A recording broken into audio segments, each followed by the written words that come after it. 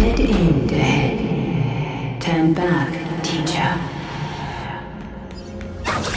What? Aggie? No, it's an illusion.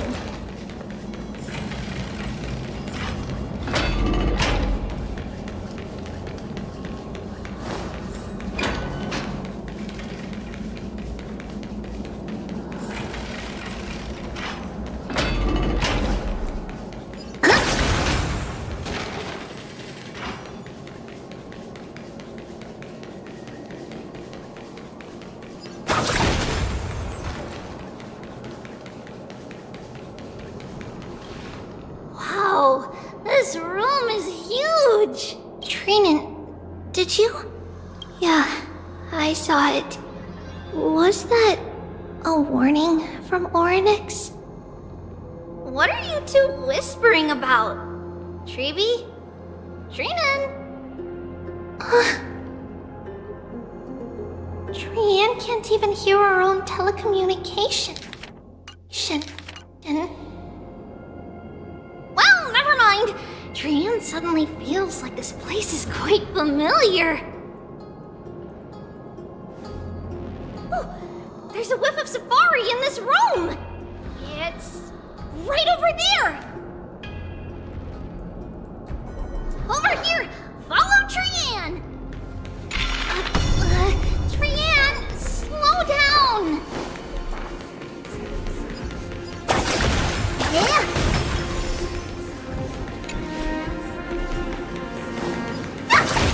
Even if separation is our fate, a futile death is not the solution. Right here. I summon thee. Oryx, stir up ripples of past reverie. Something's appeared. Wait, we should read it first.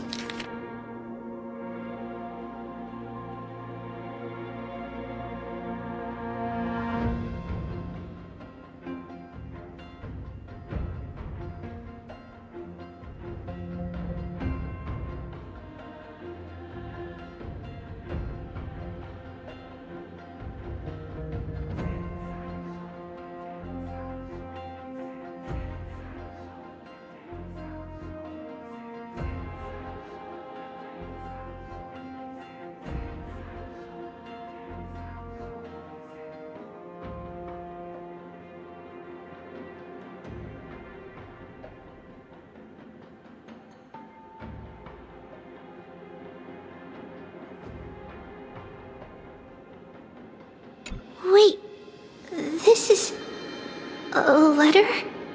It mentions something about Saffron and Treebios?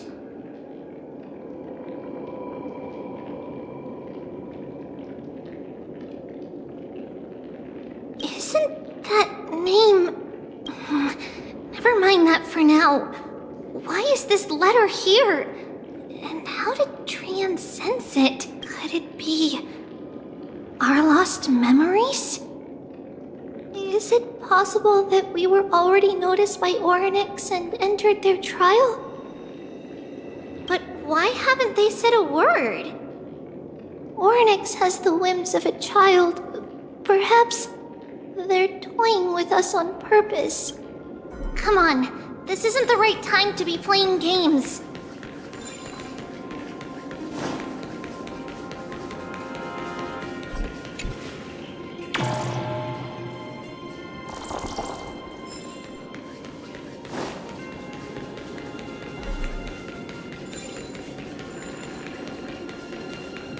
Separation and death, reconciliation doesn't come easily for a mortal. Are these visions also fragments of the past? Treeby! Trinan! Look what I found! Is this the safari? Coming! We'll take a look. But Trian, there's nothing in here. What? It was right in the stolium. Huh? There's really nothing here. That can't be! I swear I saw it! I swear! Trian is telling the truth. It was right there. Where did it go? Trian, Treeby, why aren't you saying anything? Trian can't seem to hear you at all. We were just lost in our thoughts. Don't worry, Trian. What you saw was likely, Yana's hair. We must have startled it away. Okay. Could Orynyx be trying to make us falter? But why would they do that? Something feels off. Treeby, don't you think this temple is a little too quiet? What do you mean? It might just be an illusion. But Trinan wonders, is Orynyx really putting us through a trial?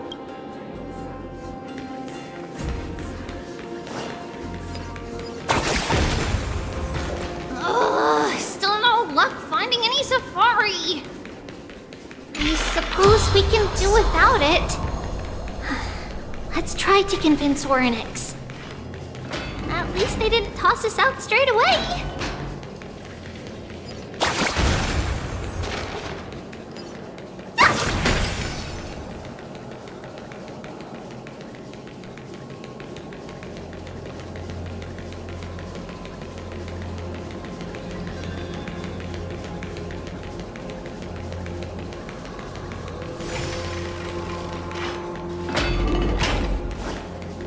Whoa, Treeby, Trinan, look at this! So cool!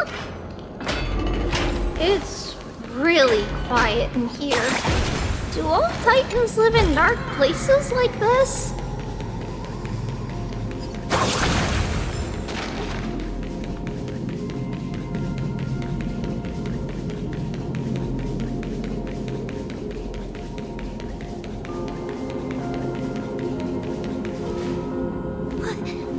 What's going on? Orynyx disappeared?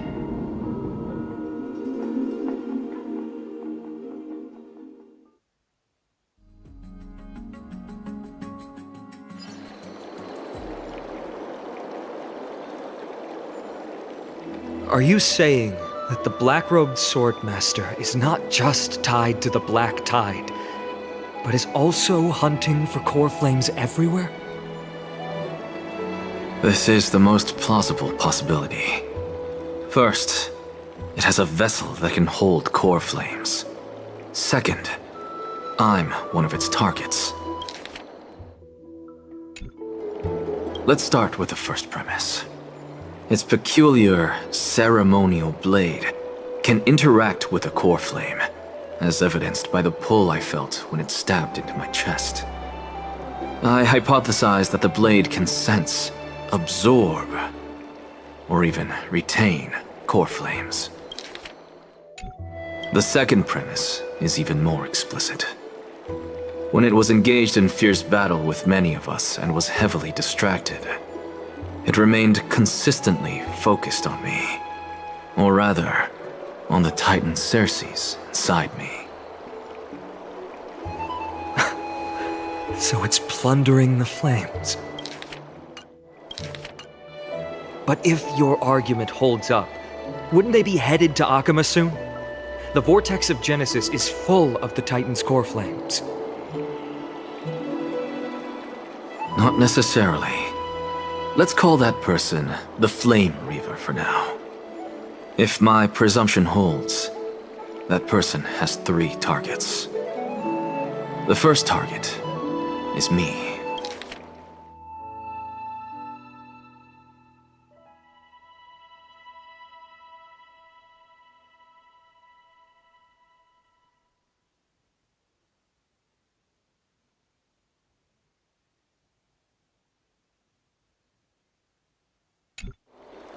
The second target is Orynyx, who hasn't yet fallen. And the third is Akama and the Vortex of Genesis, where the core flames are housed. But I suspect Akama won't be their first target. Kefali's core flame is guarded by the Council of Elders' arcane power. And Fagusa's water curtain should be able to block out any external perceptions. What about Thanatos and Aquila? Their core flames are yet to be restored. The whereabouts of Thanatos remain a mystery to all. As for Aquila, can you fly? No, I can't. Why are you asking that? Can that Swordmaster fly? Good point.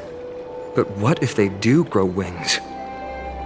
If they had wings, I wouldn't have made it out of the grove alive. That's a relief. Anyway, since the Flame Reaver has 2 targets, we need to move fast. With the distances between Akama, the grove, and these potential targets, I believe we should bolster our defenses and... Bad news, Finan. Treepy is missing. The last time the 3 of them were seen was in the Abyss of Fate. Oryx! Are you in here? No response at all.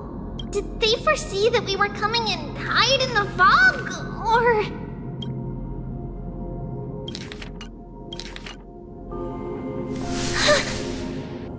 Treeby, we should leave. This temple has other people in it. What? Oh. Listen, footsteps. Fast ones. 3 or 4 people coming this way. Come on, we need to hide. Whoever they are, we can't let them see us! Treeby, Trinan, come check this out! What's this? Trian feels like... it's so familiar.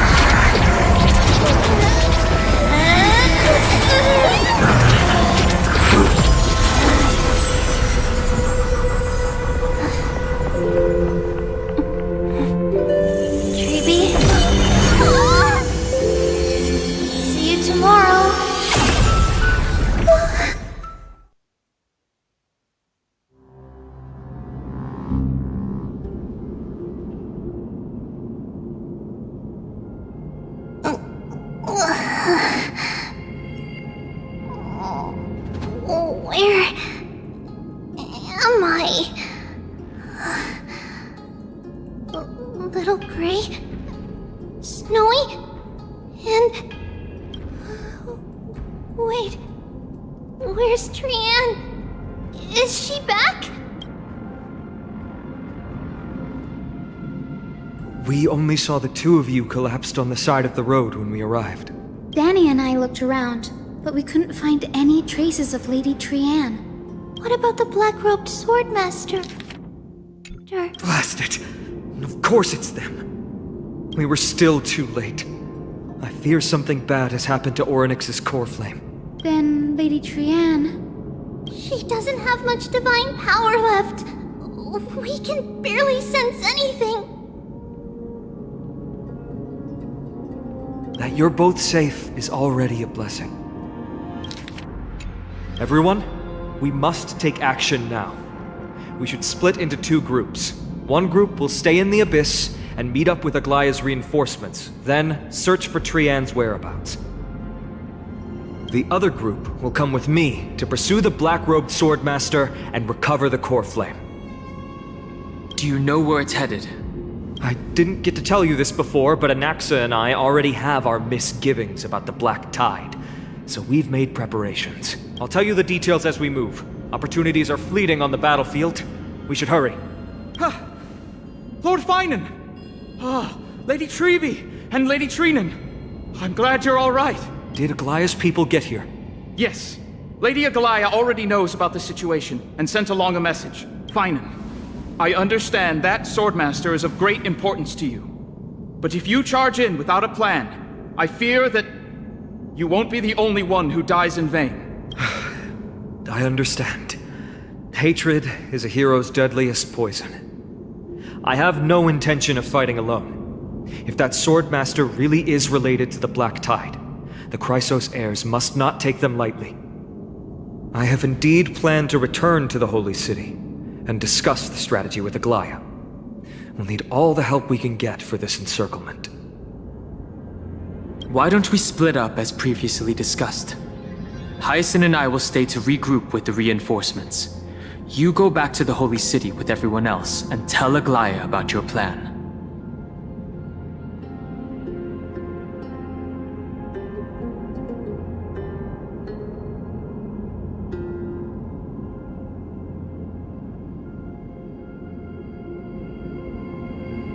Renan will stay in the Abyss too.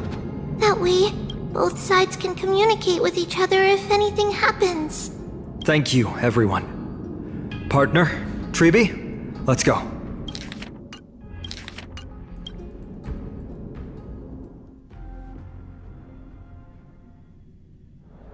We're back, Aglaya.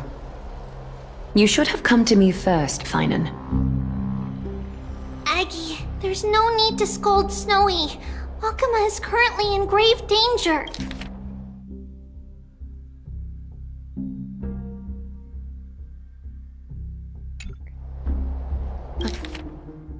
I know. It's beyond my imagination that the only two titans humankind can still rely on fell in such quick succession.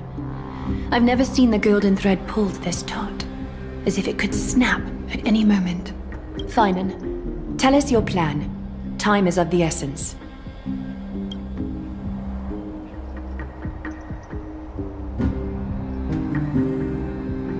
This being is not just hunting titans, but taking the core flames too? Yes, just like the Flame Chase journey is doing. Professor Anaxa thinks the Flame Reaver's arrival is likely a sign the Black Tide has spread further.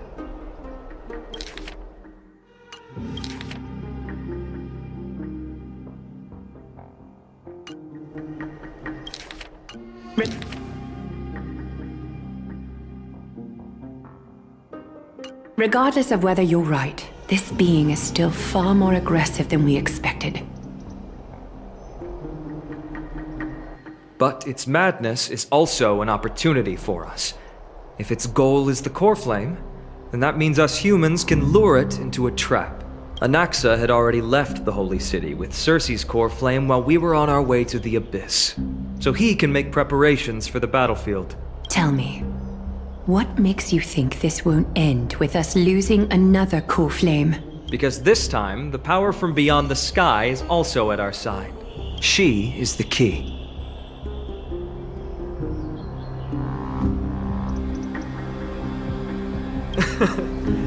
We need your other companion too. Ma'am, do you mean me? I see. Finan, that battlefield you mentioned, is it Castrum Kremnos? Yes. I'm sure everyone remembers the astonishing miracle our partner here performed with her companion during the battle with Nikador, and how they awakened Castrum Kremnos' past. That will be the key to our victory. We will use Orynyx's power to once again open a passage to the past and lure our enemy inside. Then, we'll seal the Flame Reaver in the maze of time. Impressive. Orynyx has fallen, and Yanis's divine power already belongs to Okima. Once we take back the core flame, the Swordmaster will have no means of escape. It's very clever. Using the element of surprise instead of brute strength. Can you do it, little one?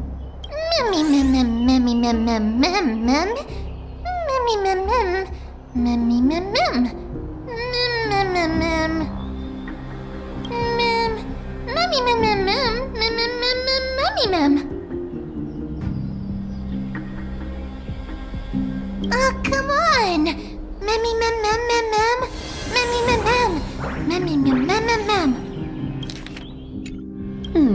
Such enthusiasm. I'm glad to see you're confident. By the way, the Council of Elders declared a state of emergency when Treeby went missing. Kynus and her following have heard tell of the incident at the Grove and are galvanizing support in secret. I fear she'll make her move before the next assembly of the citizens. What are they plotting? That short-sighted politician likely believes the Chrysos heirs have outlived their usefulness and is making preparations for her next step. That ugly side of humanity is something we'll have to deal with eventually.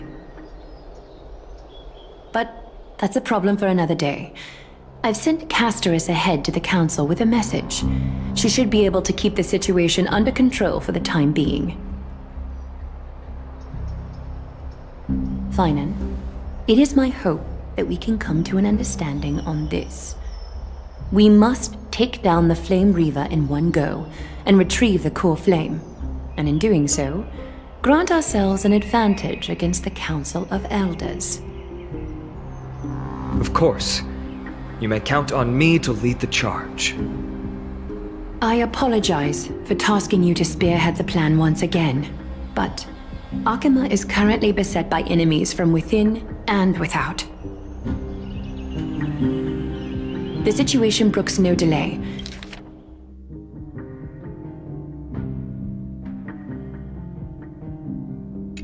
And we have precious little time to confer and discuss the plan with you. That being said, you are the key to our success, and I shall respect any decision you make.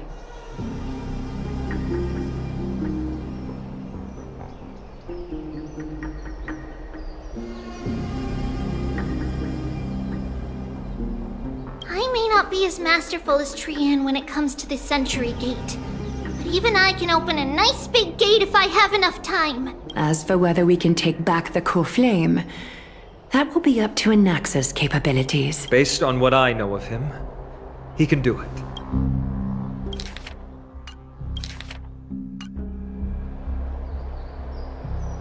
I'll be honest, we can't. But the Flame Reaver will have to step over my dead body if they wish to do you harm.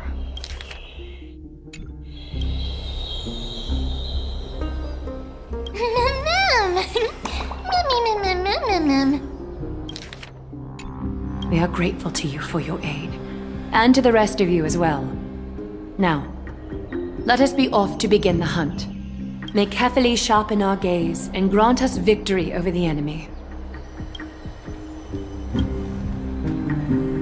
You mean Mighty? He's dealing with a different problem. Don't worry, that man would never miss out on this fight.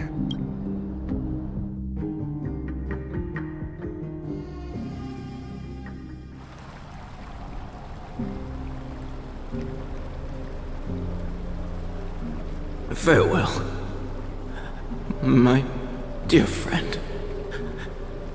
You must lead us back home. You and I, we're both the same. We feast on strife and fear. If you're truly capable of leading our people beyond this blood-stained fate, then prove it to me once more, Mighty Mos.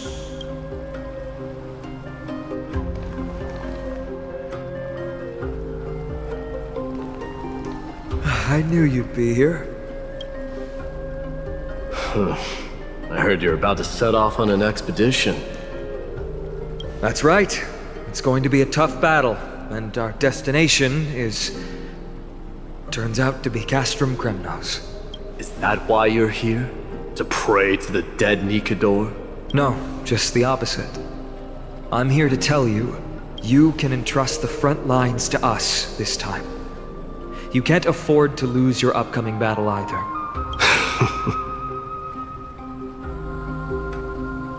Have you heard the story of Geocles the Mountain Breaker? Sounds like you've spoken with Cartonus. That's the name of the legendary mountain dweller, right? Let's have a chat before we go our separate ways.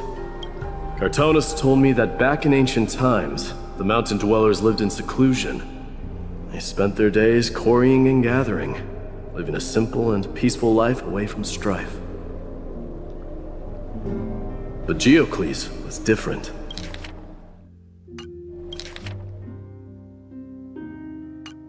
He resisted their traditional way of life, yearning for the world beyond the mountain. They're safe, but humdrum culture was like fetters around him.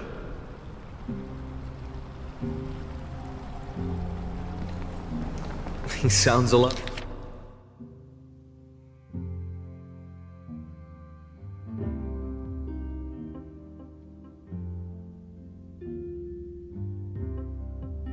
A lot like you. Yes, that is why he too faced the same dilemma as I do. One day, during one of Geocles' many ventures beyond the mountain, he spied a battalion of Ladonians stationed at the foot of the mountain. The Ladonians were at war with their arch-enemies, the Companions, and they used the mountain as a base to carry out guerrilla warfare operations. When Geocles, who had taught himself the common tongue, approached a soldier, he learned a shocking piece of news. Ladonians were planning to plant mines and explosives all over the mountain, and then lure their enemies within. With danger lurking with every step, the mountain dwellers' homes were no longer safe. Geocles quickly returned to his village to bring the news to his people. But Let me guess. They refused change and chose to put up with the situation instead.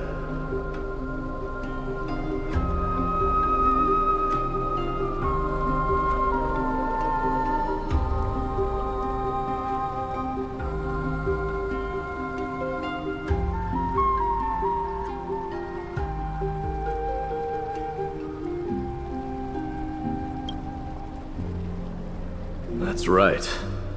The mountain dwellers were fearful of even the smallest change to their lifestyle, let alone leaving their home. Despite the imminent war, the elders would rather negotiate for peace instead of leaving the mountains. This made Geocles both angry and sad. But he didn't give up.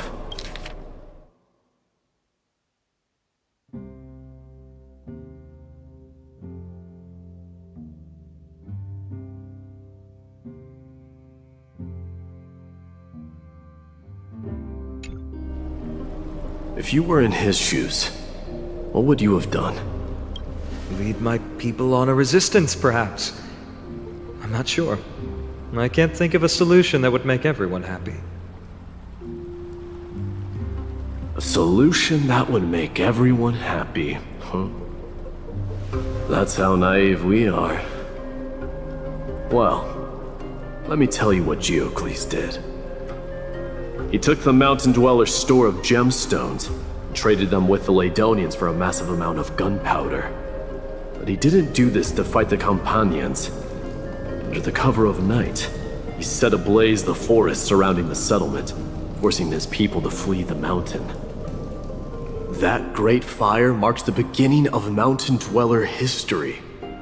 Since then, their people became part of civilization, and giants became a common sight in the holy city. Meanwhile, that mountain they once lived in has turned into little more than foam inside the black tide. But leaving their homeland also brought many mountain dwellers misfortune. They were hunted by Kremnoans or enslaved. Indeed, that is undeniably also part of their history. But that is Geocles for you. The merits of his actions, or lack thereof, have been scrutinized by many, but historians nevertheless hail him as the Mountain Breaker. Why do you think that is? It's simply because he took action and enacted change with his own hands. He didn't try to make everyone understand him, nor did he even waste time trying to make everyone happy. He started a great fire and burned the shackles of tradition to ashes. And then, forced everyone to march toward the coming of a new era. You've made up your mind, haven't you? I'll be leaving Akama soon to fight the great darkness of this world. To shoulder Nikador's destiny. So, listen well. If there comes a day when we meet again on the battlefield, that I stand opposed to the flame chase, remember to stab your sword into my back through my 10th thoracic vertebra. That's my weak spot, and the only way to kill me.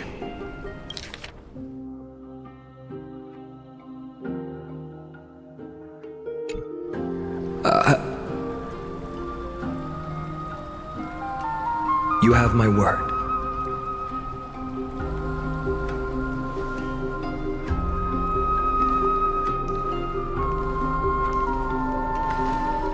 Go now.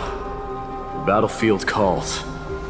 Send that flame-thieving hyena to their death. And if you find yourselves with no other recourse, pray to that blade in the sky. And loudly call out the name of the new god.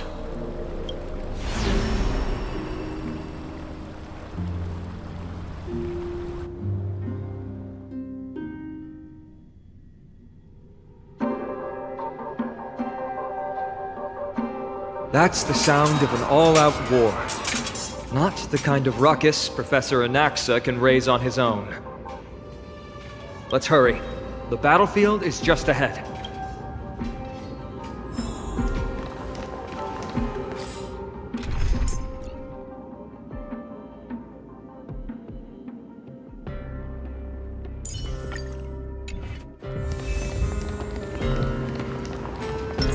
No way. A Kremnoan?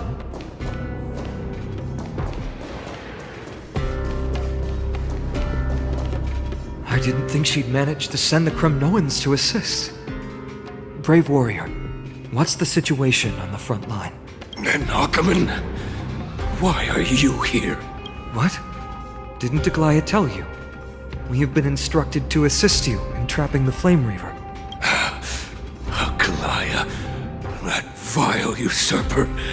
I spit on her name. Our king will be back soon. He'll be able to deal with you and that black robe.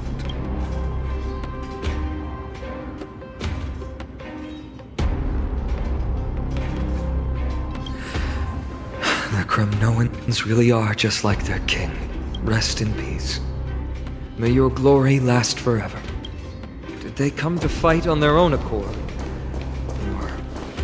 I can still become king.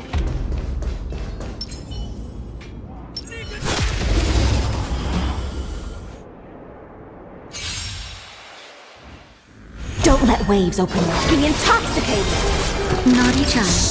In the abyss's revel, your cries rise.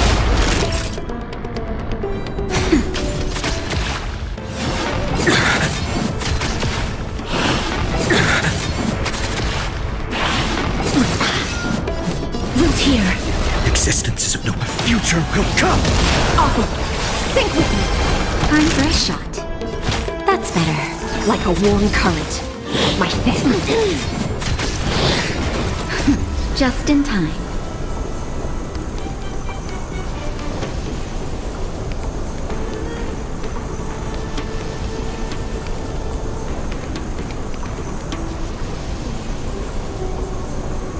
Seems I've been waiting a while. Just a little something. Think nothing of it. I shall remember this warmth. Okay. As you wish. Finish them off. For tomorrow. The delightful feed ends. For now. We're almost there.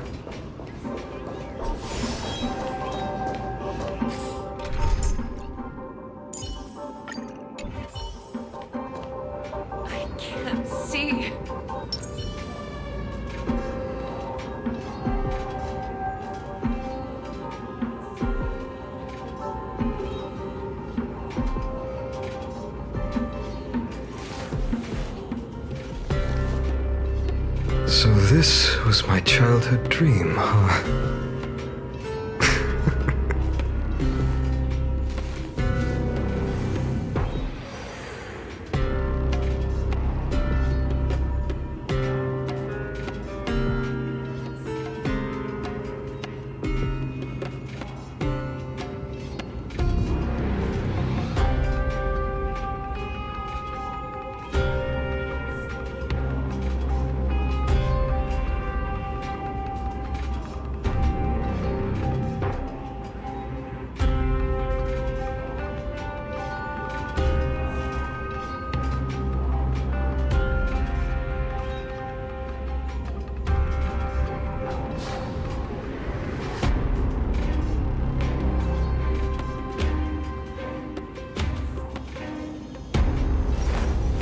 I will walk to the end with all your wills, no matter the cost.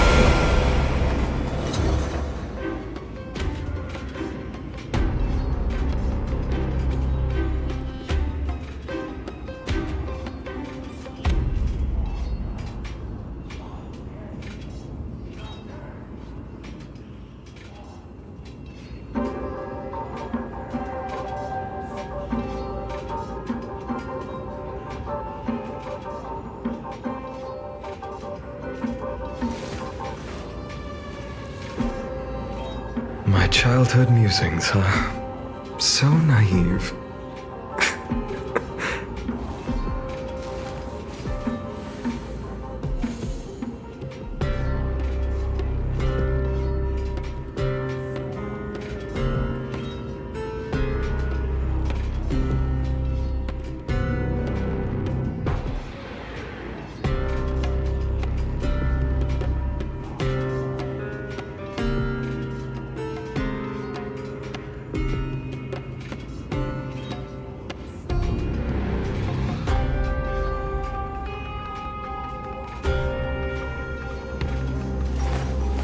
I will walk to the end with all your wills, no matter the cost.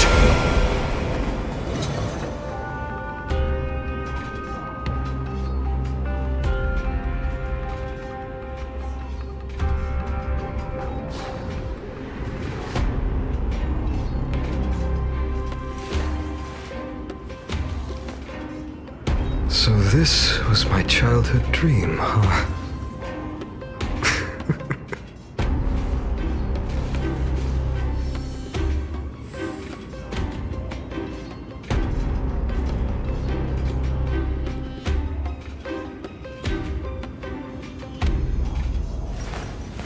I will walk to the end with all your wills, no matter the cost.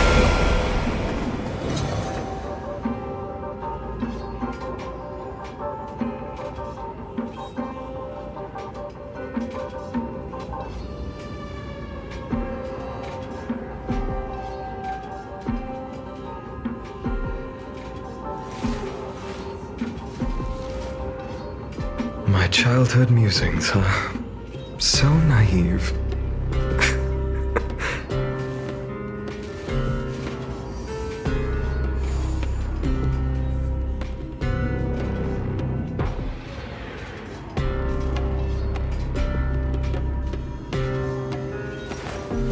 I will walk to the end with all your wills, no matter the cost.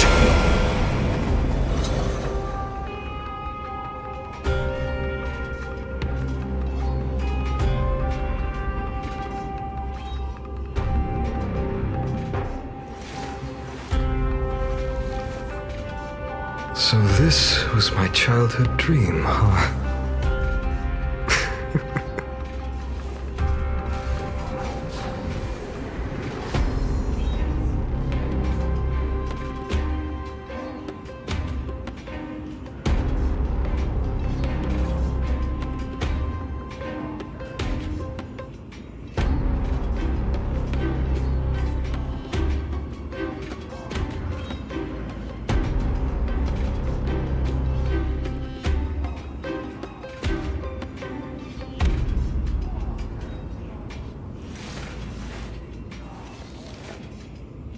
My childhood musings, huh?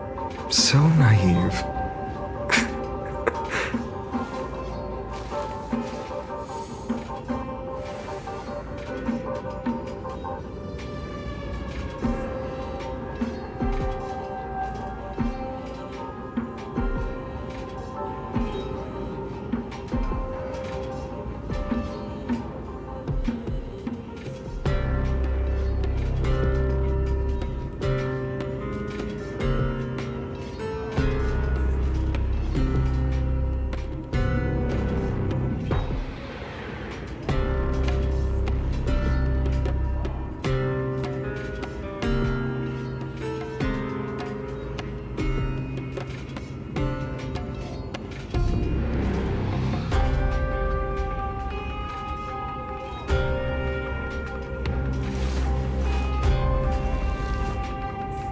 So this was my childhood dream, huh?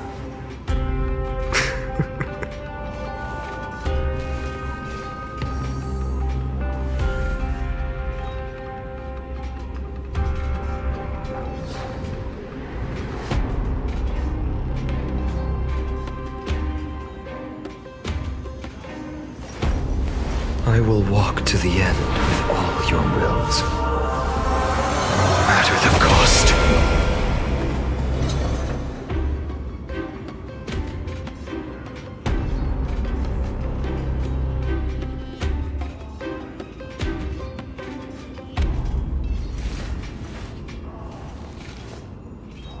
My childhood musings, huh? So naive.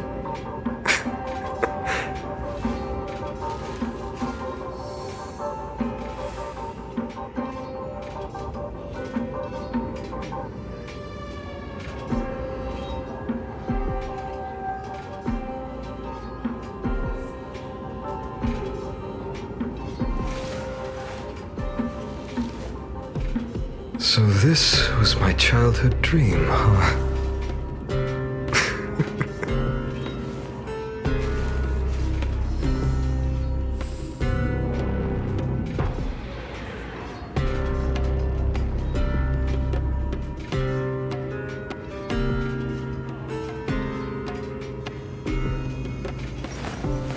I will walk to the end with all your wills, no matter the cost.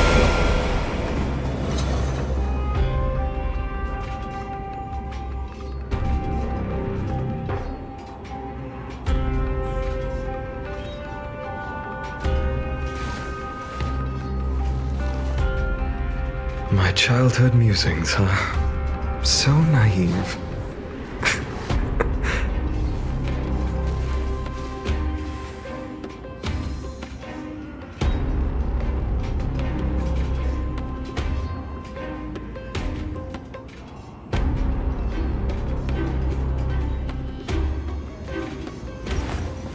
I will walk to the end with all your wills, no matter the cost.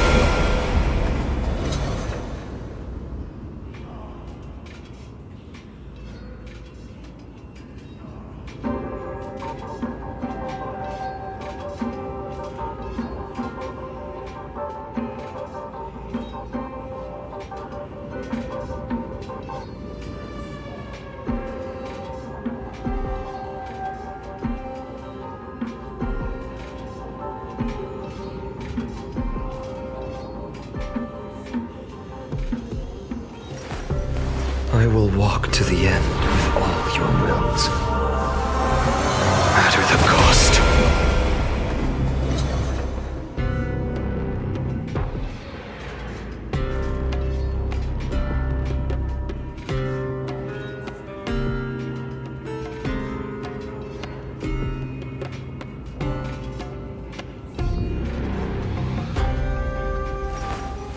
I will walk to the end with all your wills, no matter the cost.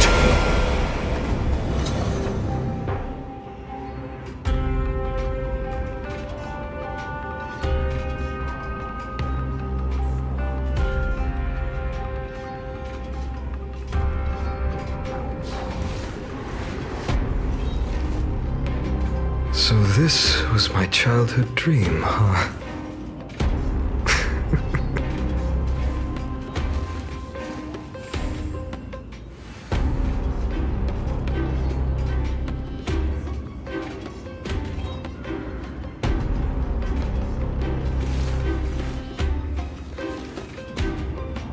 My childhood musings, huh? So naive.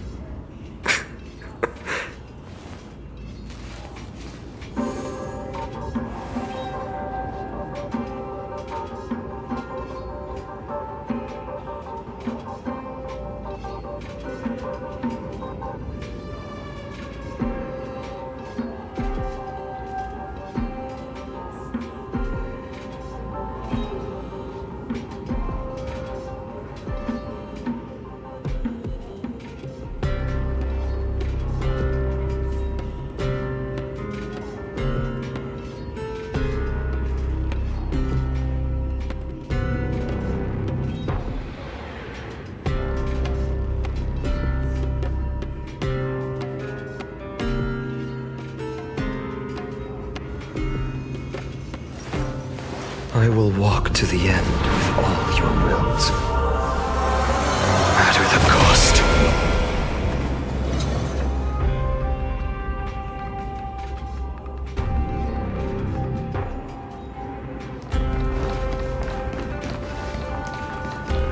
Once we take back the core flame, Yanis's passage will open. When that happens, you must evacuate immediately. Don't stay behind. The rest will be up to how well we work together. But remember what Mighty said before? Cast aside all distractions once you're on the battlefield. Let's go, partner. Today, destiny shall stand with us!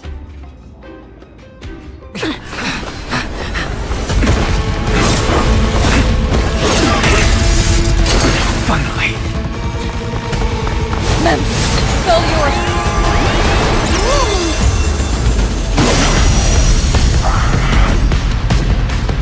Pent in the memories of the dead! Executioner! You sure know how to keep a man waiting. Any later, and I fear the Titan would have sacrificed me. Frail child of humanity, 'tis more effort keeping you hale and whole against that blade than it is in seeking the truth of the world. Thank you. Another journey begins. I can still keep going. Torment. No other tomorrow! Return to the great dream. They're trying to overwhelm us with numbers. Split up! Take them out! Oh, what a spirited display, Deliverer. Core flames consume me. Hail the new dawn. Empty shell. Solid substance. Worse. Sun tear the sky. Quench the flames with blood. This war. Return to the great dream. Her agony. Hail the new dawn. Feel the scorching, empty shell. All stars burn to ash. Return to the great dream. I weep for the departed. It too shall fall. All will eventually Raise the perish shade. this time. Exist, future will come. I shall remember this warmth. Embrace a new life. Just a little something. Think nothing of it. I shall remember this. Score. That hurts. May death protect us! Get ready, Prof. Can't hold out much longer. No other choice but quiet. I know what I'm doing. They do return to the great dream. Time for a shot. I shall remember this. Return to the great dream. Slash the Just a little something. Think nothing of it. I shall remember this warmth. tomorrow. Core flames consume me. So without substance.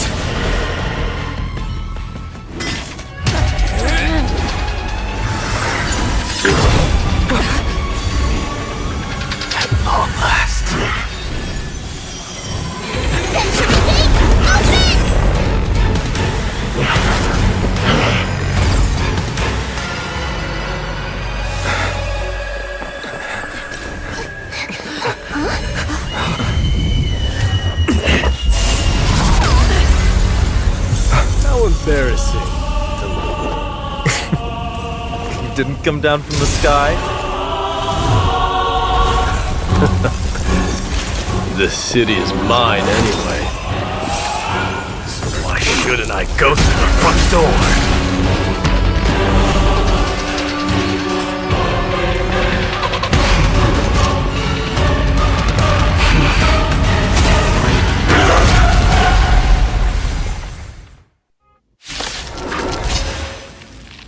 Minion of the Black Tide, I, King of the Kremnoan Legion, will be your opponent today. Long time no see, Mikador.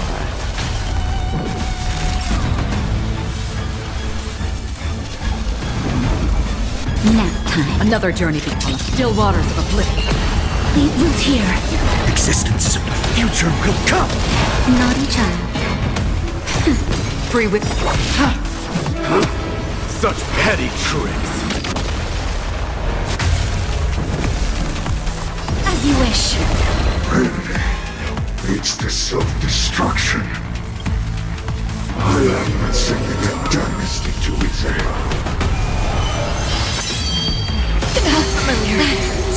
No other choice. Oh, God! That was a good opener to the ceremony! We honor the fallen gods with this fight to the death! This world is a fallen. Life root here. Exist. Future will come. Rejoice! For I grant you the honor of sharing your final resting place with Kremnos' departed heroes! Thank you. Another journey begins. I can still keep going. Return to the great dream. Core flames consume me. Changing.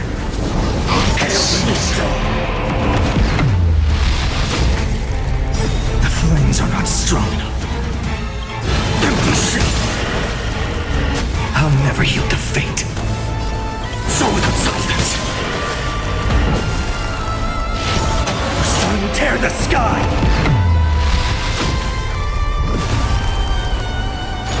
Quench the flames with blood. Not the same trick again! Righty, follow your lead. This is nothing to be worried about. Just fight to your heart's content! It's time to end this.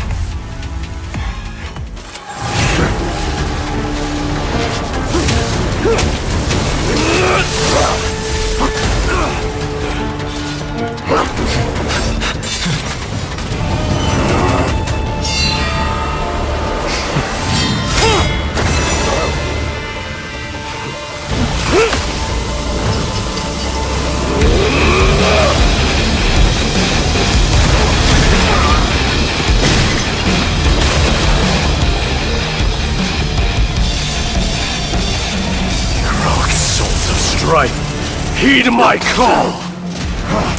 I am the Lance of Fury. The agony this world needs!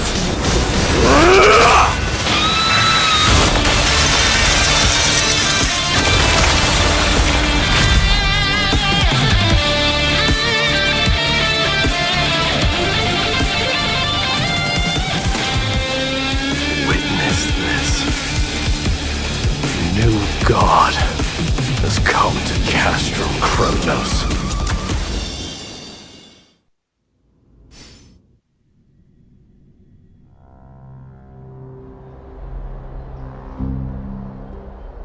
Look!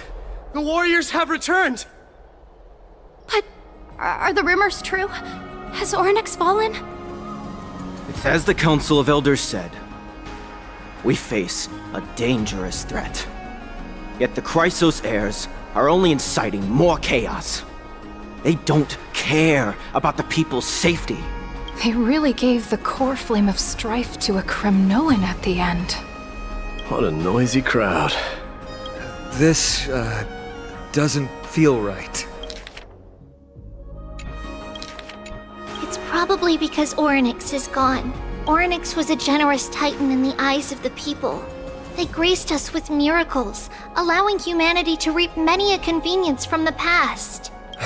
What they don't know is that the Titan didn't do all of that of its own volition. Regardless, the Titan has fallen, and we must surrender Orynyx's core flame. A meeting with that woman again so soon? I just can't catch a break. Professor Anaxa, why don't you find someplace to rest first? Matters that require Aglaya's attention are piling up. You two meeting again will, forgive my honesty, only distract her. Just try to stay on your best behavior, if you know what I mean. That's not up to me, I'm afraid. I've been trapped in her prison the moment I set foot in this holy city. The price of having a Titan living in my head, I suppose. Don't worry, I don't want trouble either.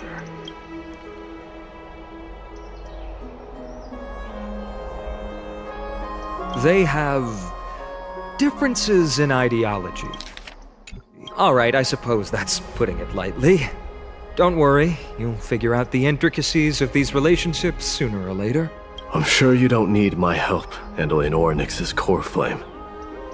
So I'll be off. I have some personal matters to attend to. It somehow feels like D has closed himself off even more after he completed his trial. Yeah, a lot has happened in the past few days. You've been lost in thought for a while now too, Treeby. Did Trinon bring news? Yes. She was at the bottom of the valley outside the temple. But that's where the good news ends. Yes.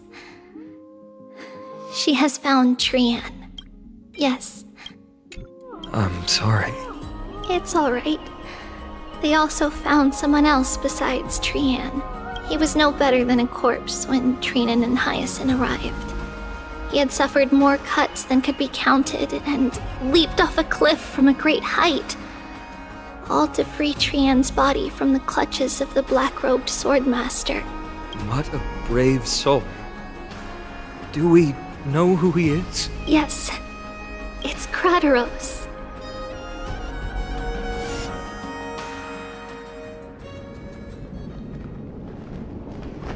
Stop!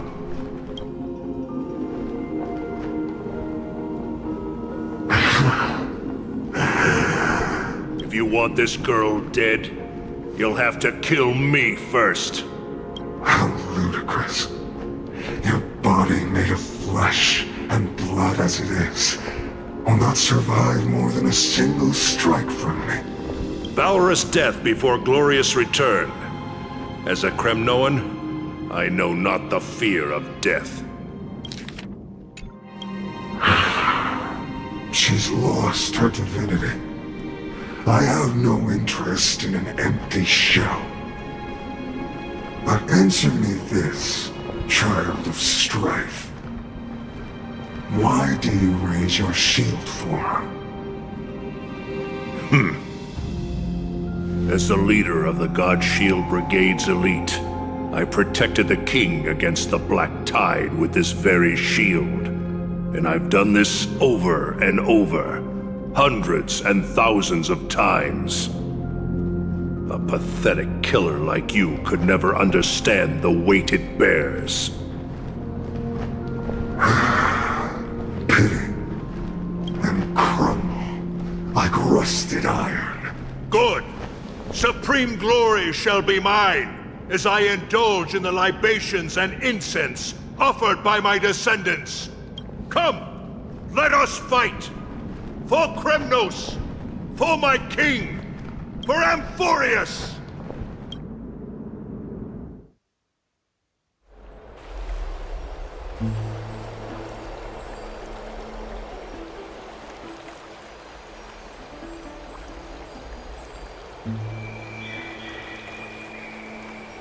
We foresaw this cruel parting 1,000 years ago.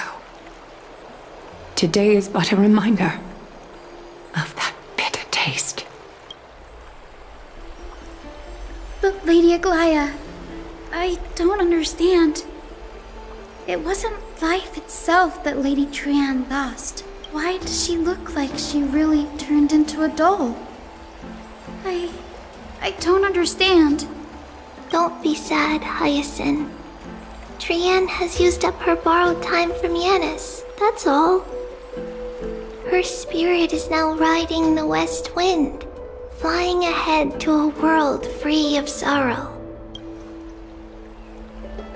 If a world like that truly exists, does that mean everyone from the Grove is there too? It exists, Hyacinth. Do you not remember? The prophecy that guides the Chrysos heirs is the voice of Kefili before it fell silent. It loves all of its creations dearly and would never bear to lead us astray with lies.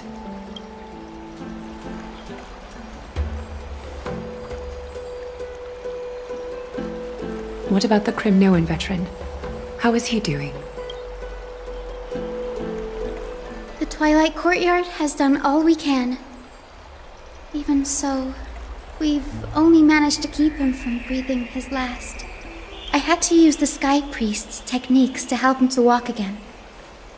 But if light ever disappears from Akama for good... No. Let's hope that never happens. This is already nothing short of miraculous. When we found Crowderos, he was no better than a corpse.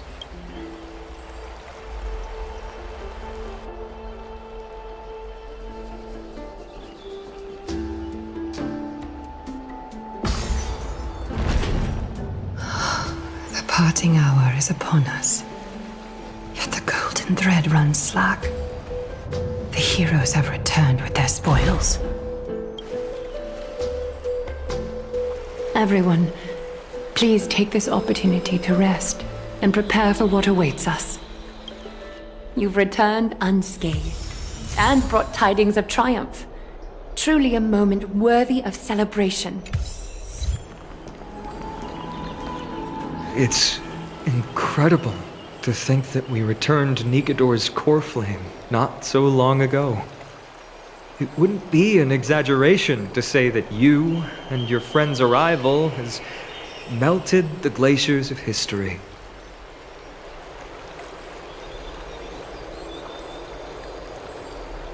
You could say this is the true face of history. It slumbered for 1,000 years, only to awaken for this one moment. Alas, now is not the time for a study of history.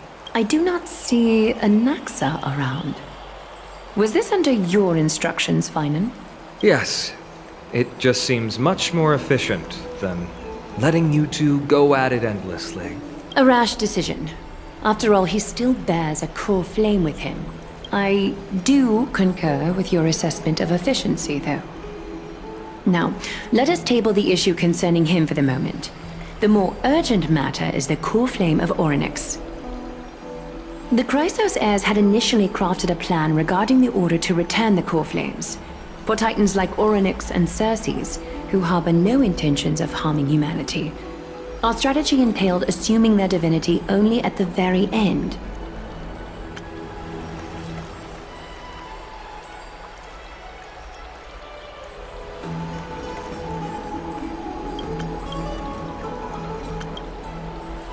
But this unforeseen turn of events has thrown everything into disarray.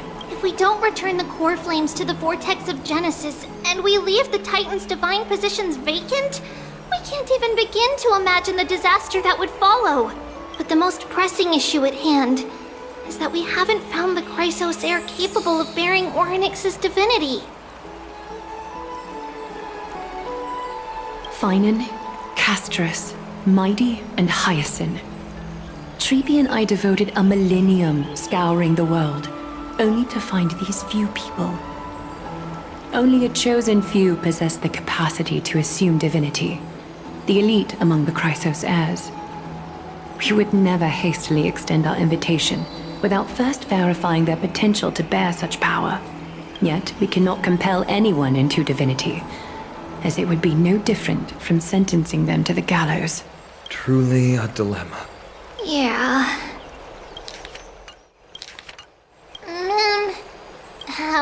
letting her give it a try.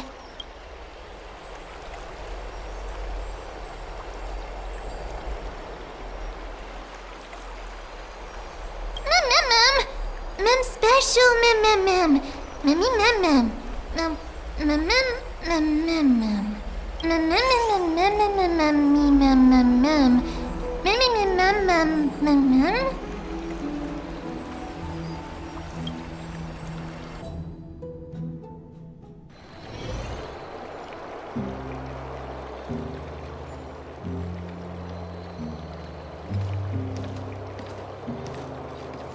I see the Reaper has forsaken you too, teacher. It simply put my life in the hands of the Twilight Courtyard. That priest girl's medical talents are truly exceptional. She might be far from the ordinary girl we envisioned, but this isn't about me, Mighty Mos. I saw it. You finally decided to embrace your own fate. Power of strife is stirring a tempest within me as we speak. My bones have turned into steel, and my blood is seething in a blaze. Past rulers of Kremnos could only aspire to this might, yet I have merged with it. I've made history, and henceforth divinity and kingship shall coexist as one. Indeed. You've realized the aspirations of every former king of Kremnos.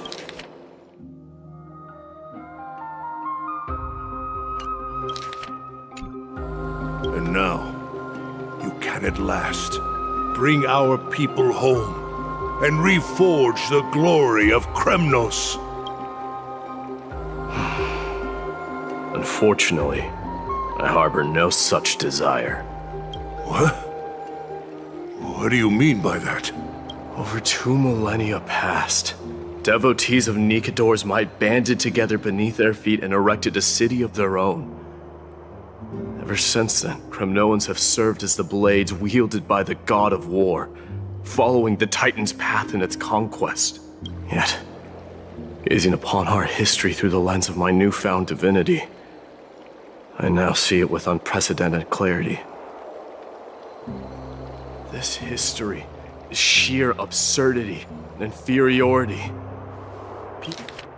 People surge onto the battlefield like ants, plundering and slaying for their own greed, only to be trampled upon. Like ants, the city and the beliefs that Kremnoans hold so dearly, alongside the supposed tradition, mere anthills that can be crushed with a single touch in the eyes of the Titan. You!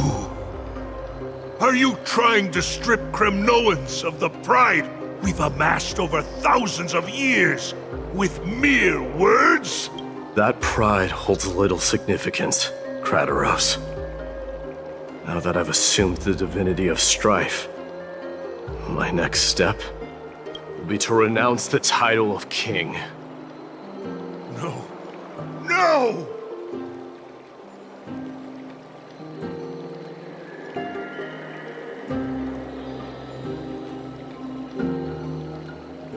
Convey my message to every Kremnoan. This is an order. Do not do this, Mighty Mos. I beg you. Our history commenced in the year 2506 of the Light Calendar, concluded in the year 4931. I, Mighty Mos, last king of Castrum Kremnos, son of Gorgo, do hereby proclaim the Kremnoan dynasty comes to an official close today. You have killed us. You have killed us all. No. I am granting you a new beginning. What is this? My mother's signet ring. It served as a symbol of kingship, and I now imbue it with a fresh significance. Take it, and rally those who have lost their identities. Convey the words of Mighty Mos, now ascended to divinity. You no longer need to chase fleeting honors or face death on the battlefield as if it were your sole destination. However, you must adapt to fit into the city you once observed with indifferent eyes. A cruel fate awaits Amphorius. No matter how illustrious a dynasty may seem, it crumbles to rubble and gravel before formidable foes. Yet, you shall tread the only path out, one that leads to a brand new world at its end. Why task me with being your messenger?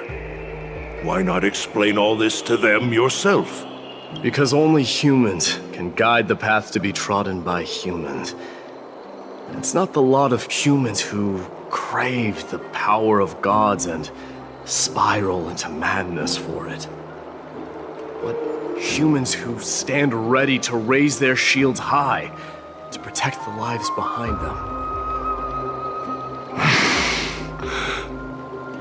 I failed to save that child. That is irrelevant. As demigods, they have long been prepared for it. What truly matters is that you showed up there and shielded her.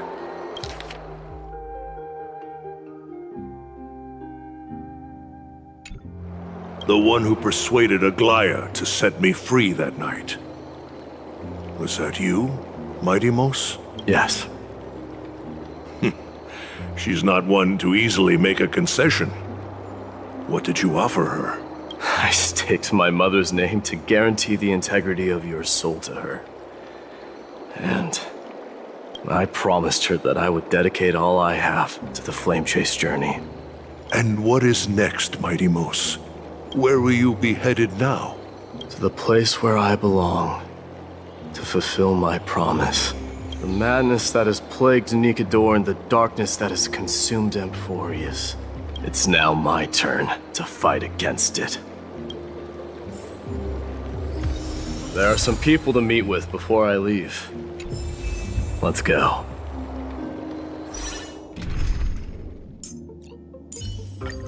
May death forge...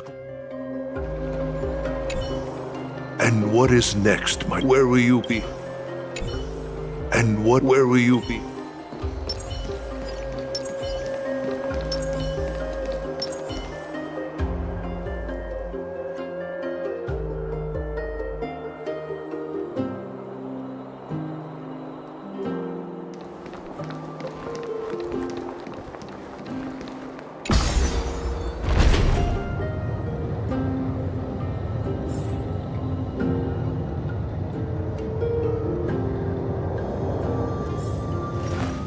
I will walk to the end with all your wills.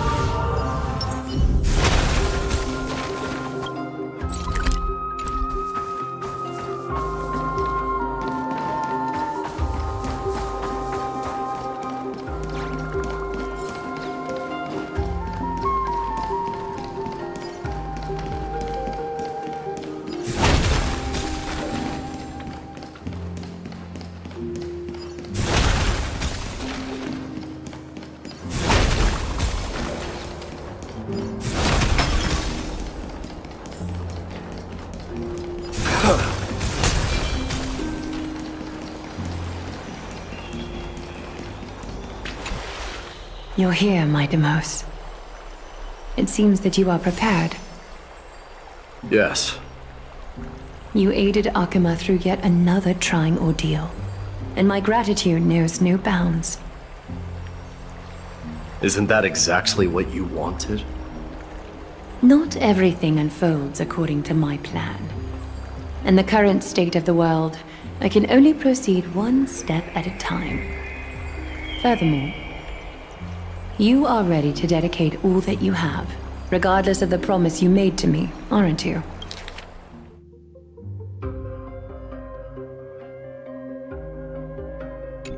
Throughout my time in the Holy City, I've gleaned valuable lessons from you. Strategy, leadership, and adaptability to change. Yet, it's only recently that I've come to realize the truly remarkable quality you possess. And what is it? It's the magnetic allure in your presence. It draws people to gather around you willingly, to seek your guidance. They strive not to disappoint you, not due to fear of repercussions, but out of sincere alignment with your ideals. That is precisely what every ruler of Castrum Kremnos has been missing. I am truly honored to hear that. And now, my Deimos, you have risen as the most powerful demigod in the world. How do you intend to wield this newfound power? I shall see Nikador's aborted mission through to completion, and become the strongest bulwark for Amphorius to defend against the Black Tide. I will secure enough time for the Flame Chase journey, until you manage to lead everyone to reach the miracle of Genesis. My Deimos, a new chapter awaits Amphorius. Yet, the one who guides the people to the destination need not be you and I. Huh. What did you see after assuming Nestia's divinity? Despite the passage of 1,000 years, every word of that prophecy remains as vivid as ever. You shall have your final bath in warm and radiant gold. Just as cryptic as all the other prophecies.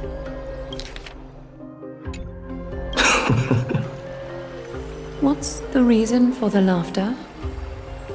I was just thinking, if an ordinary person encountered these words, they would probably stay away from the baths for the rest of their life. But I cannot forgo the delightful experience a bath offers. So, I assume you also glimpsed yours, my Deimos? One day, you shall die with a wound in your back. Well, that is a rather straightforward scenario. If I were to be terrified by drivel with no basis, I would not have attracted your gaze and joined the Flame Chase journey in the first place. You speak the truth. May you be destined for a powerful fate, and may we reunite in the promised new world. Farewell, mighty.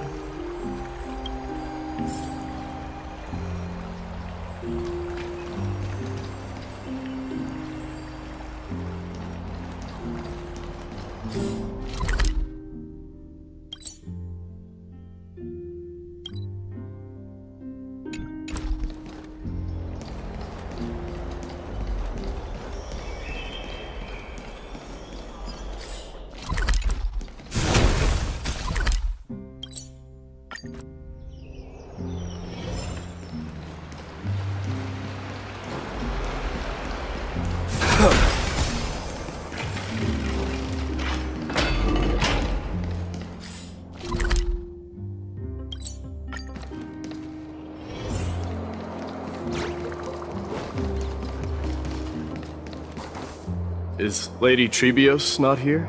Lord Mighty! Hyacinth. So you are the physician Krateros spoke of. It's no wonder then that he was pulled back from the brink of death. You have my gratitude. I can take that as a compliment, right? I've heard about what happened at the Grove. I'm deeply sorry for your loss. I've heard far too much about death and grief recently. To quote Lady Treeby, we should all focus on tomorrow, shouldn't we? That's a valid point. You've always been the most optimistic one among us. Well, I must say, it feels quite incredible to see a new demigod standing right before me. You should prepare yourself as well.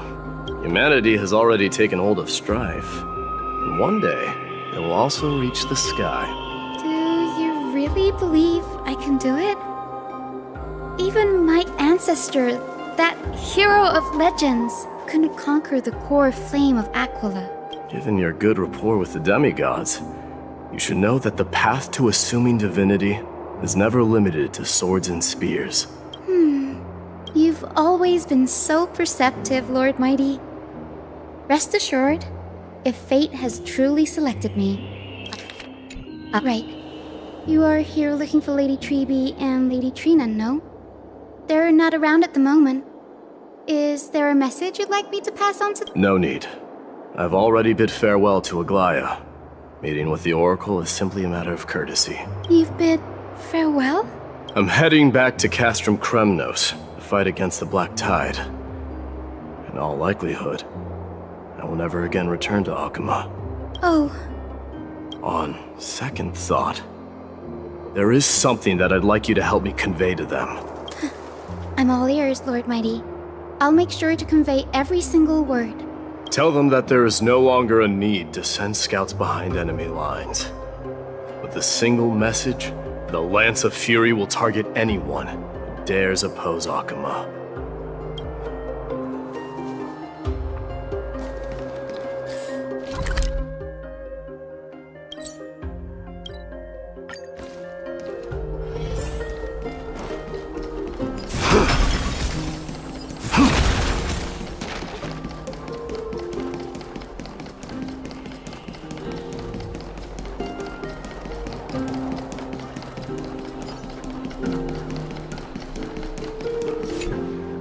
Lord Mighty.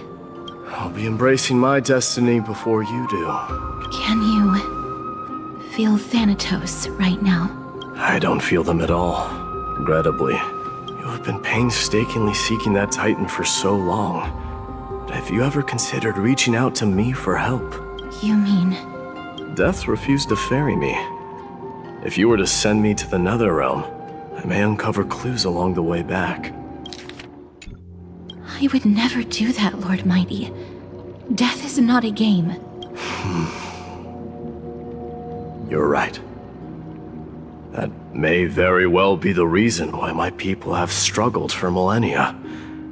They underestimated the significance of death. So, are you returning home alone, Lord Mighty? Returning home, you say? Maybe. At this moment, Castrum Kremnos is not just my birthplace, but also my fated destination. Work harder, Castorus. Go and do what you have to do, so that the trials we have endured may have meaning. I will, Lord Mighty.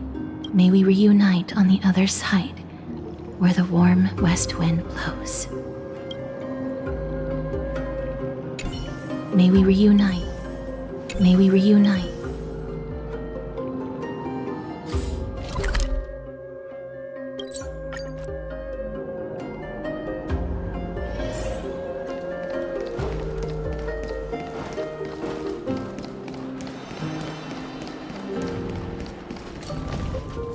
The King of Kremnos, without the signet ring, but looking more like a king now.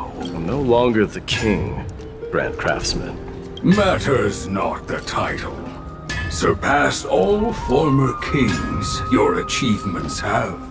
I will honor your trust and liberate the world from the clutches of fear. Nevertheless, I must request that you continue to watch over Phainon, Cartonis. I have a feeling that his fate will weigh heavier than all of ours combined. Keep Phainon in mind, I will. Return to your home, brave king. Together with everyone, I shall remain here. That thunder from Castrum Kremnos, we wait to hear.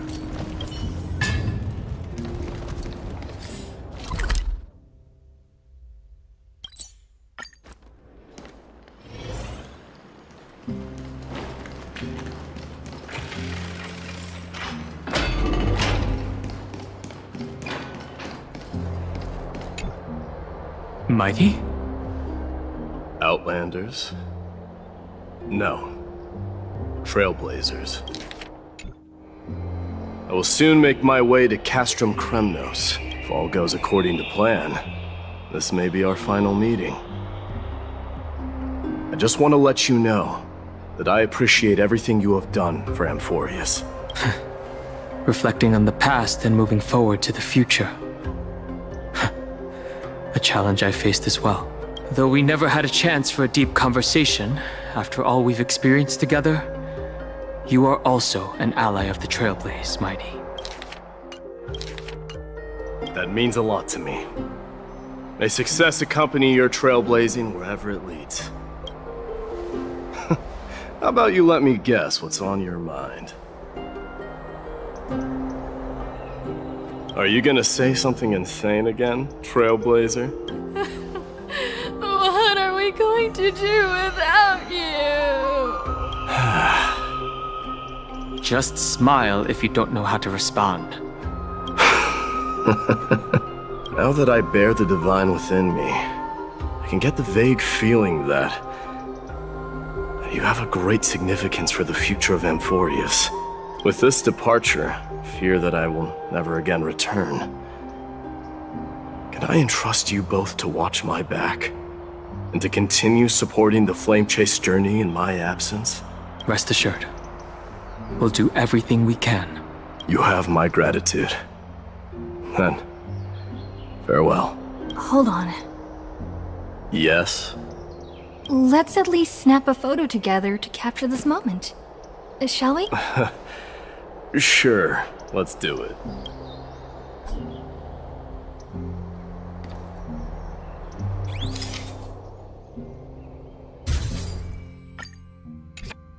Looks pretty good. What do you think, Mighty? Well, feels peculiar, I suppose. I'm not talking about your photographic skills. It's just that I rarely take photos. But this one, it's pretty good. I never fail to impress. I'm glad you like it. Make sure not to leave any regrets behind. I wish the same for you during your time in Amphorius. I wish the same for you. I wish the same for you.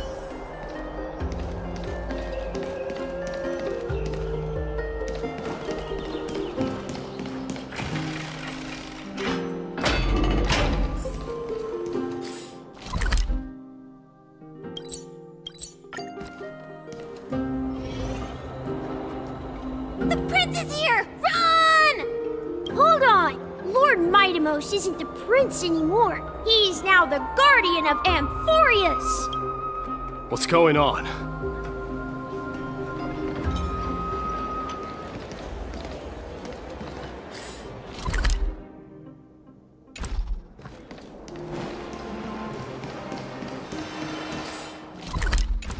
We salute the guardian of Amphorius!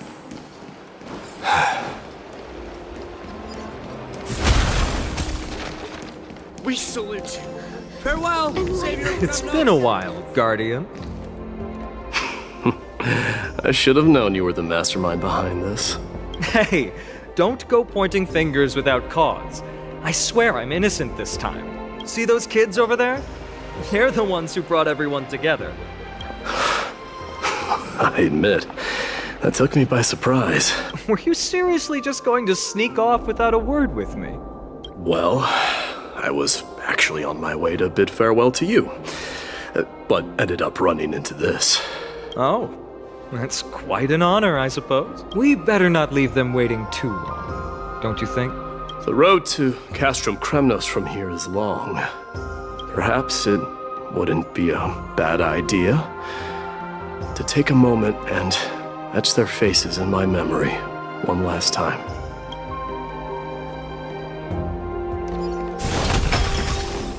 I think I see more than just the Kremnoans here. I'm thinking maybe it's about time the god of strife gets a new name. How about the god of solidarity or preservation? Dong Hung mentioned that one too.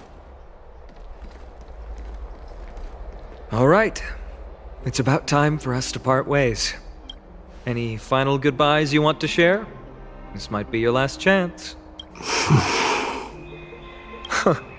Why so quiet? I thought divinity would wash away some of your sentiments. Do you truly feel as carefree as you seem? Or Is this just a facade you wear? You know what? You sound just like a Glaya at this moment. But you're not off the mark. I just thought that putting on a nonchalant front for this occasion might help us preserve some dignity. I can see through your deception, even without the power of mind reading. Am I really that terrible at controlling my facial expressions? Well, with that said, thank you for aiding me in defeating my archenemy, Midamos. No need to thank me. This triumph brings no delight, nor does it signify closure. You understand that more than me. Indeed. In the end, I still haven't unraveled the mystery behind that black-robed swordmaster. And I can't even ascertain their demise. Maybe I've never managed to cut off my destiny. But that matters not.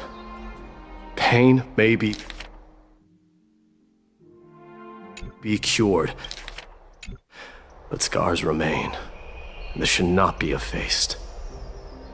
Even with the divine might of Ornyx, you cannot stop the past from leaving its marks in our blind spots. Can you genuinely let go of everything as soon as that swordmaster is dead? That's impossible. Revenge is merely an obligation that must be carried out, and no one can find mental fulfillment through it. You're right. Look forward. Chew up and swallow your past. And make sure emptiness and bitterness are not the only flavors you know. Remember that there is a whole world behind you waiting to be saved.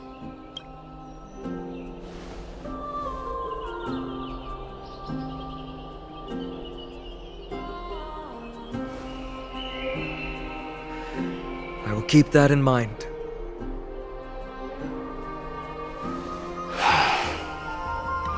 I have a final favor to ask. Please look after the Kremnoan warriors in my absence. They will undoubtedly face challenges while assimilating into Akama. It is my sole regret that I cannot stand by them during this time. Do not worry. Leave it to me. And, while I'm at it, I'm going to find out if the Kremnoan is really missing that many words.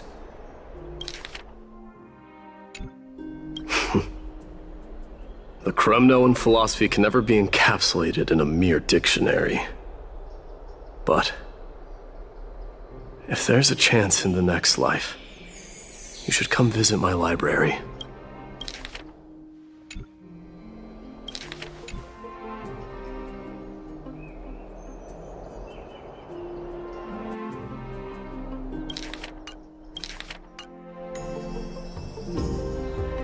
I'll be on my way, Deliverer. Remember to stay alive till the final act. Yes.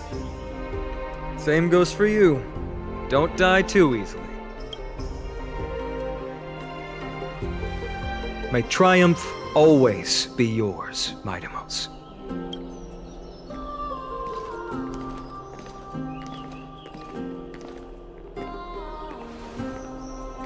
Oh, right. One last question. Go ahead.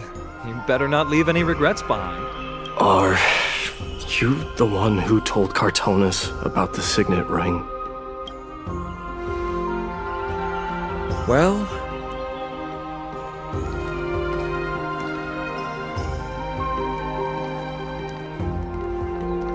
who knows?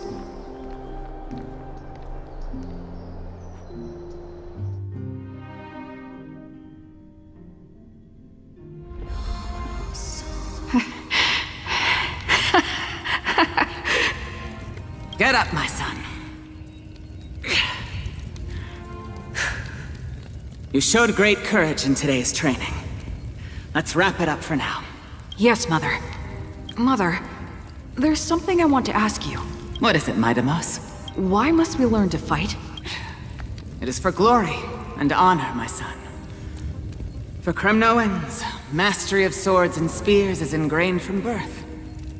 And the battlefield is our destined end. Is that really the way it is, Mother? What makes you say so? Because you don't sound entirely sure. You're right, Midamos. I once believed those words, without question. Until your father cast you into the Sea of Souls. It was at that moment I realized how everything I believed in was utterly hollow.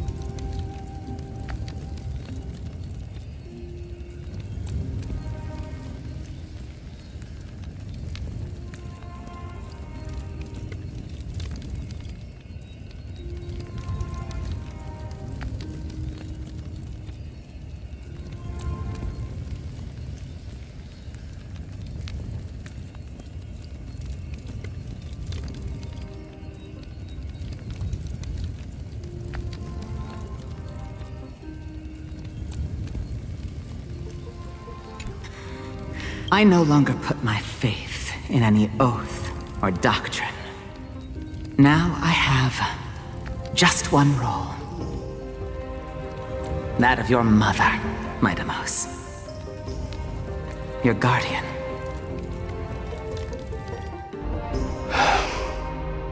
That dream always ends there. The journey back to Castrum Kremnos is proving to be longer than expected.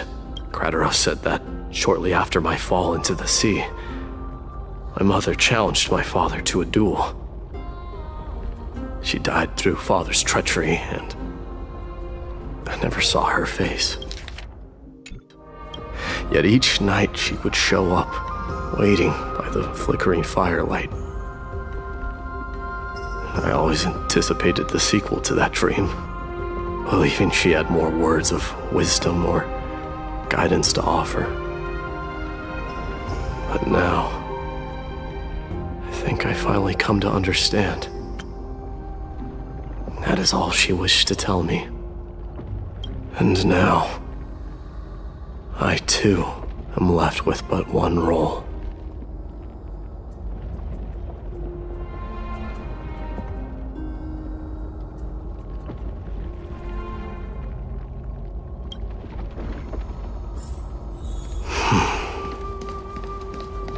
It is time for this journey to reach its end.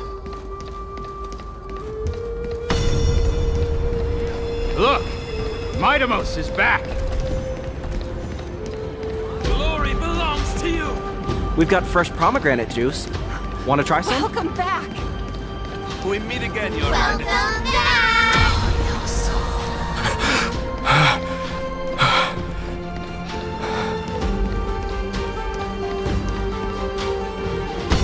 How was your training? Ooh, say, come check out what I just wrote. Mighty Mouse! Did you just come back from training?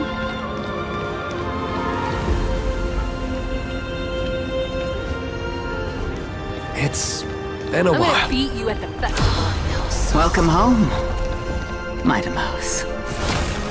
Have you found something deserving?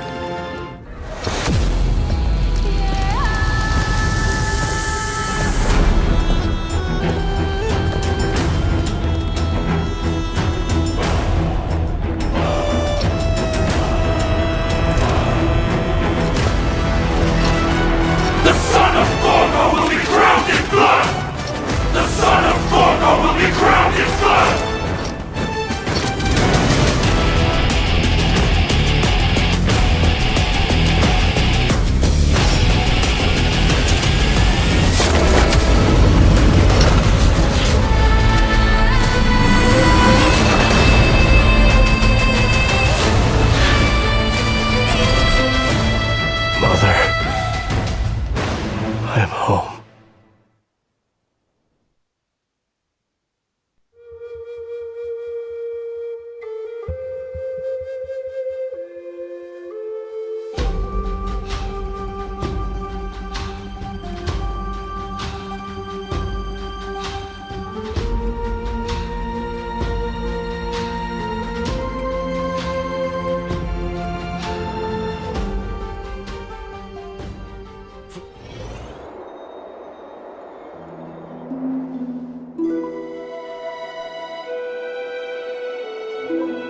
We smell sunlight and the wind of Akama. This was your favorite spot, wasn't it, Trian?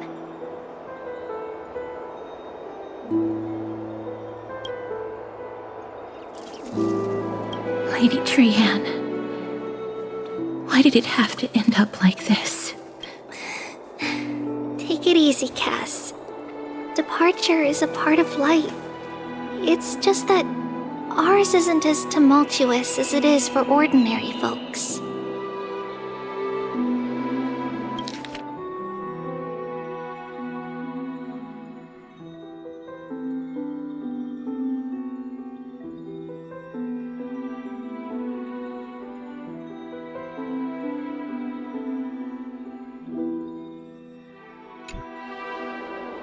When we started our journey, Yanis had already provided their prophecy.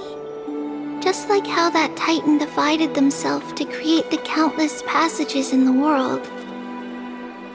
It's only natural for us to follow the same path since we inherited their destiny. If you don't mind, Treeby, are you still willing to unveil that past for us? The past regarding the prophecy?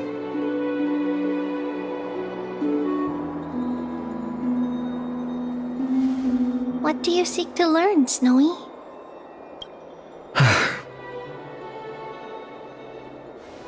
Mightimos has left the city to face his own fate. That is, the fate of every demigod.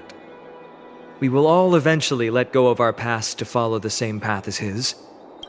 So, what I want to know is, as Amphorius' first demigod, what compelled you to take the first step on this journey? And what has sustained you to make it this far without looking back? Despite the fracturing of your body and the numerous departures you have endured.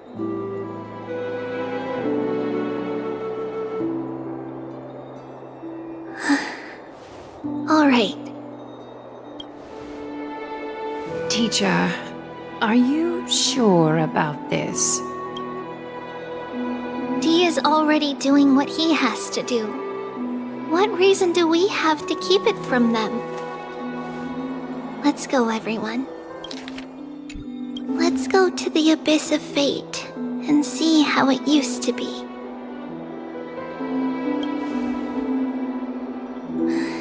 Then we will leave it to you. Trinan, would you mind? Treeby, are you not coming with us? I want to stay here with Trian for a bit longer. I see. We'll be off. Then.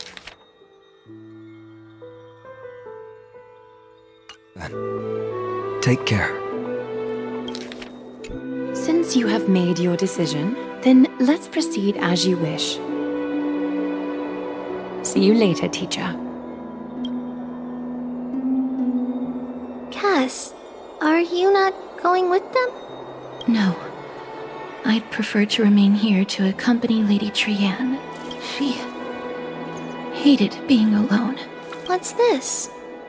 A little gift that I had hoped to deliver to her personally.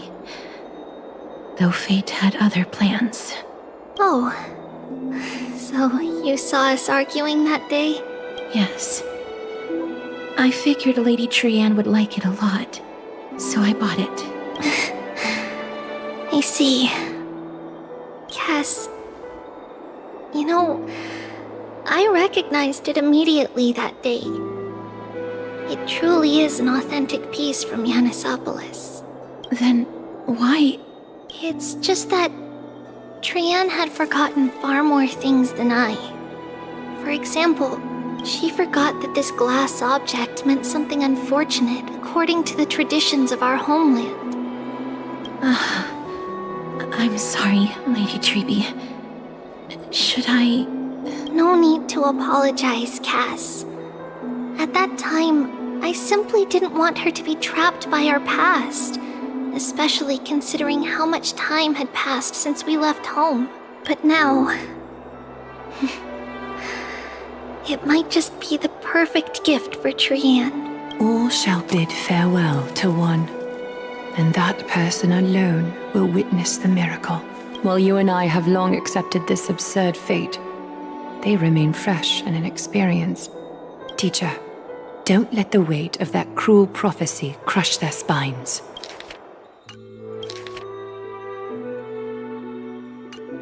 But it would be even more cruel if we allow them to ignorantly fall before the gates of the new world. They will eventually need to know the truth. We just need the right opportunity. This, to me, feels like the right opportunity. So, this is how the Temple of the Three Fates looked back in the day. At this point, Ianisopolis still resides under Aquila's protection, yet it is already fated for decline, and only contains a beautiful facade. Is it because Amphorius has entered Era Bellica? Yes, strife remains distant from this part of Amphorius right now. But in 5 years' time, at the same entry hour, this temple will become the source of another war. Then, where are you at this time? Right over there. Why does she look somewhat different? It's because we don't quite recall how we used to look. Oh, my apologies. Please don't. We should be the ones apologizing. Come, everyone. It's time to witness our last conversation with Orynyx.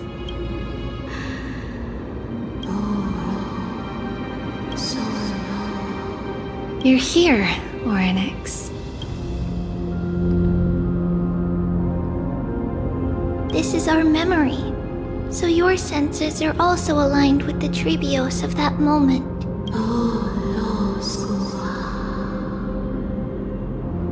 False prophecy, huh? So you still think that way?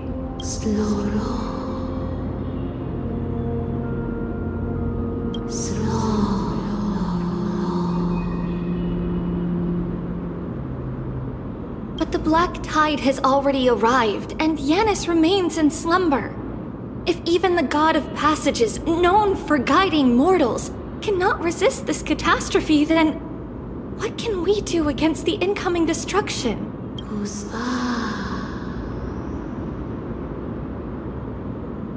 Those chosen by fate would never have their family taken from them. And how can I alone remain safe and secure while watching the entire world crumble before my eyes?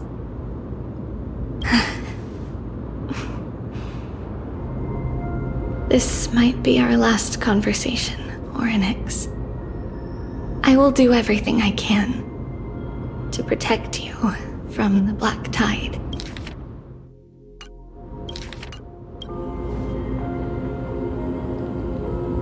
The family she just mentioned. It's our mother. She fell from the spot into the valley a long time ago.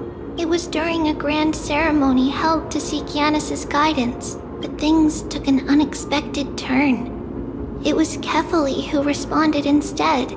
Did something go wrong with the ceremony? Yes, but those two occurrences were in fact unrelated. Kefali's response was simply a coincidence. On that frosty night with treachery abound, as the holy maiden of Yanisopolis met her demise, the world-bearing titan also fell in another corner of the world.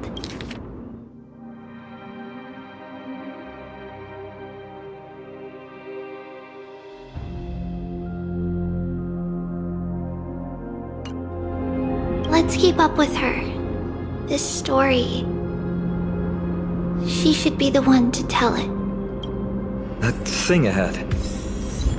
It's the altar of Talantin.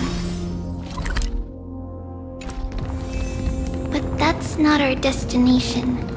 We're heading to the left. This place used to be passable.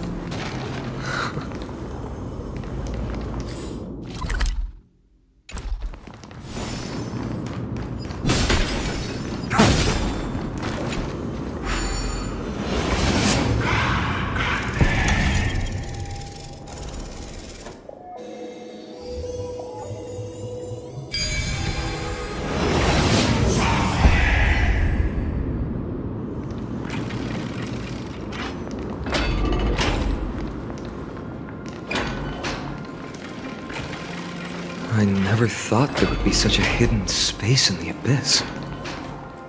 Is this Yanis's maze that Trinon used for divination in the past? Not only that, it also serves as a lock. Our childhood abode lies sealed within. This is the largest puzzle I've ever laid eyes on. And it even acts as a door lock. Should have expected something like this in the homeland of puzzles, I suppose. So, how are we going to solve it?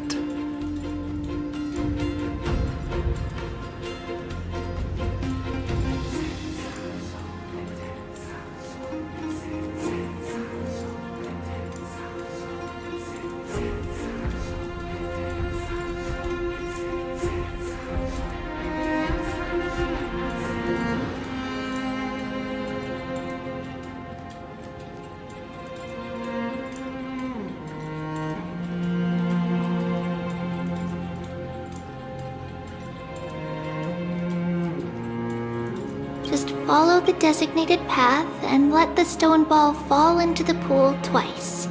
Seems pretty straightforward. Even Mighty might be able to complete it in a single try.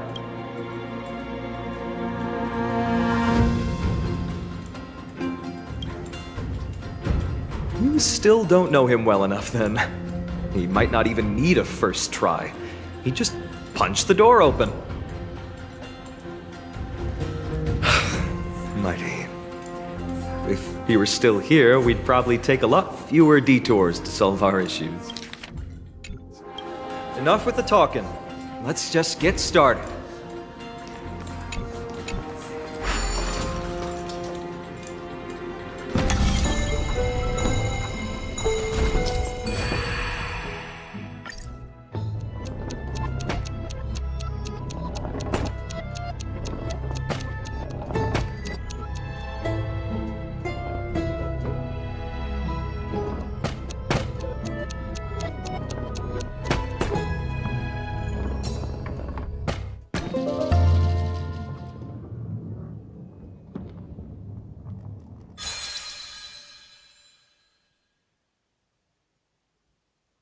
Impressive. You too have the makings of a high priest now.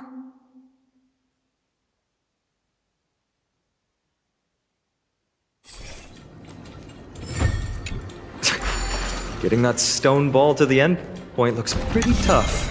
My hands are shaking just from looking at it.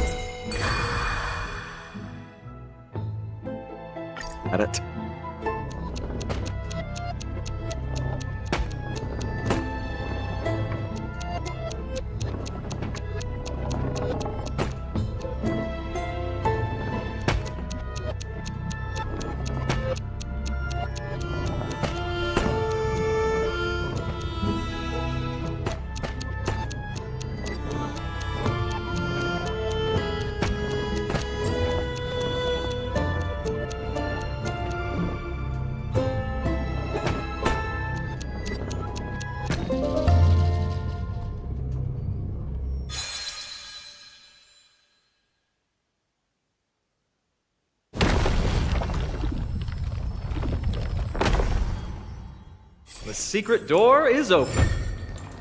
Go inside, and you'll see the place where we grew up.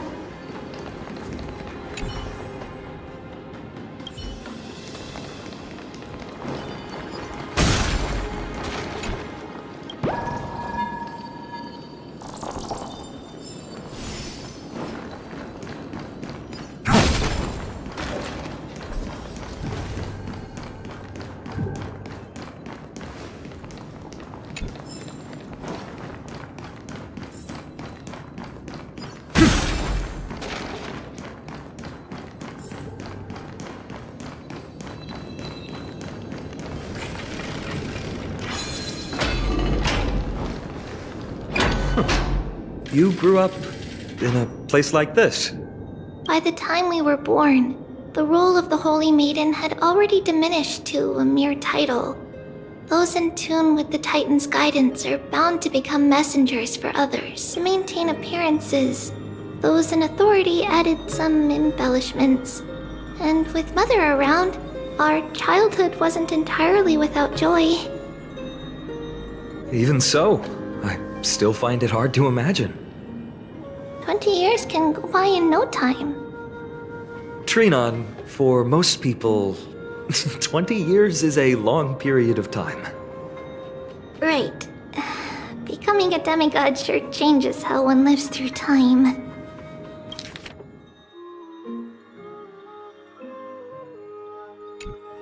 It's hard to believe.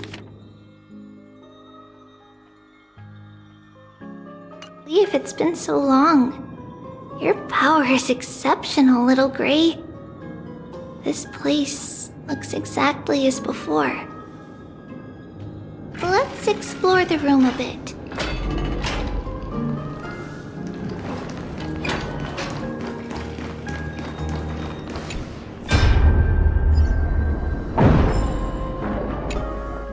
There's so many boxes here. These should be our belongings. What's this? A red glass fragment? We were still very young the first time we saw it. Mother came back with a beautiful glass piece, but her face was streaked with tears. She simply placed it on the table. It looked so sparkly that we couldn't resist playing with it, but we ended up breaking it by accident. Mother didn't get angry. She simply held us quietly for a long time. It wasn't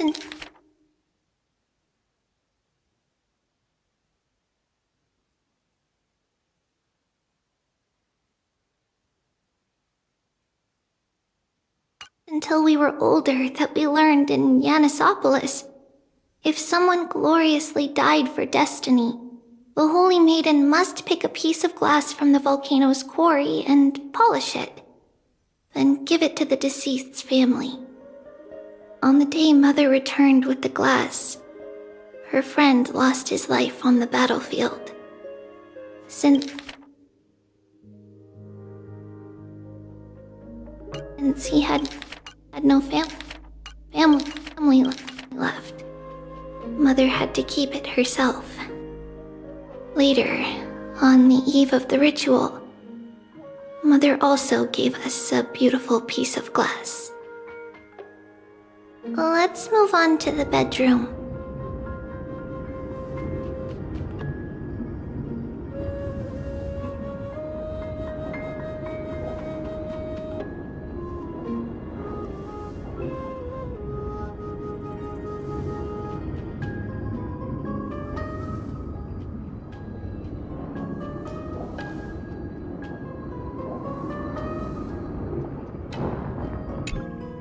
The shelf is packed full, but all I see are annals of geography for various cities. There are also documents about various kinds of Titan worship. Because we believed that we would need to travel great distances to convey Kefali's prophecy to everyone, and should learn about the terrains and customs of various places beforehand.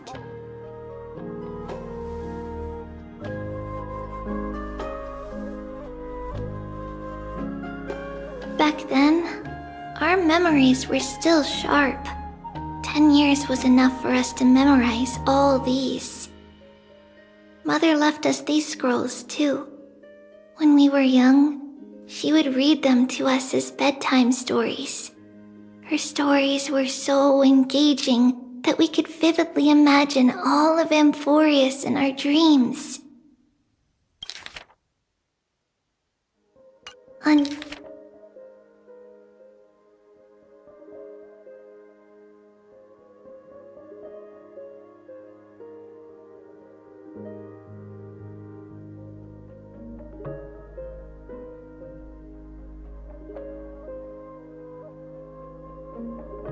Unfortunately, only after Mother was gone did we realize that what was written in the scrolls was far from engaging.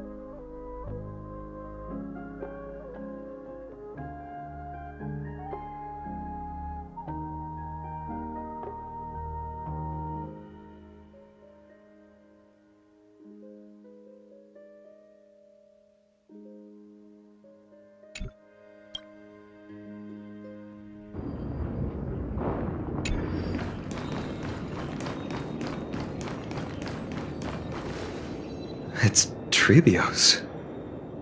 Just as expected. It's time to get going after all.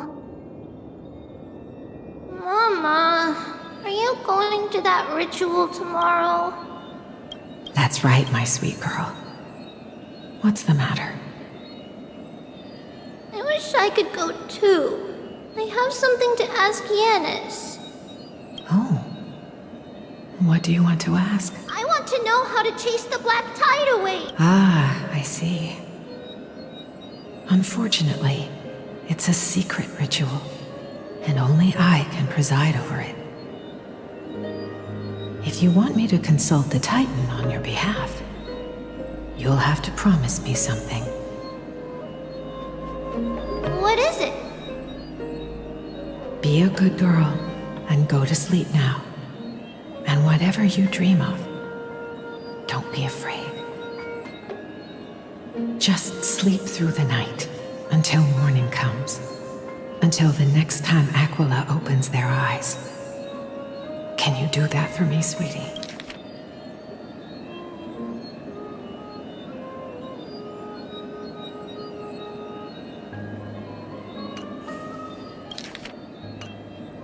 That's it? Of course I can! Trebios is the most amazing holy maiden of Yanis! Well, little holy maiden. But why, Mama? Because this ritual might take a long time. How long? Tomorrow, my sweet child. I'll be back tomorrow. If not tomorrow, then the next tomorrow. If not, the tomorrow after that. But if I still haven't returned for a very long time, that means the ritual has succeeded. It means I found a way to chase away the black tide and reach the new world on the other side. But I'll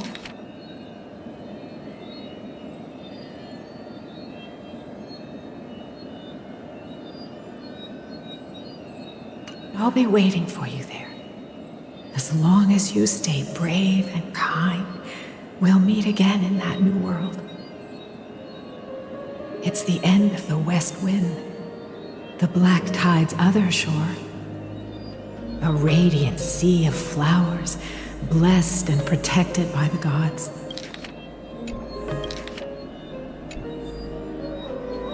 In the rosy horizon, you'll see a silver-white shoal. It marks the end of your voyage. A haven, free from storms, cold, and heavy rains. No sorrow can linger there. That is where I'll be, waiting for you. Wow, that sounds just like the island from my dream. Oh, I know. I'll turn the moon into a ship and the stars into sails to go find Mama. Pinky promise? Pinky promise. As long as you sail toward tomorrow. As long as the sun will rise for the next day. Our wishes will come true together.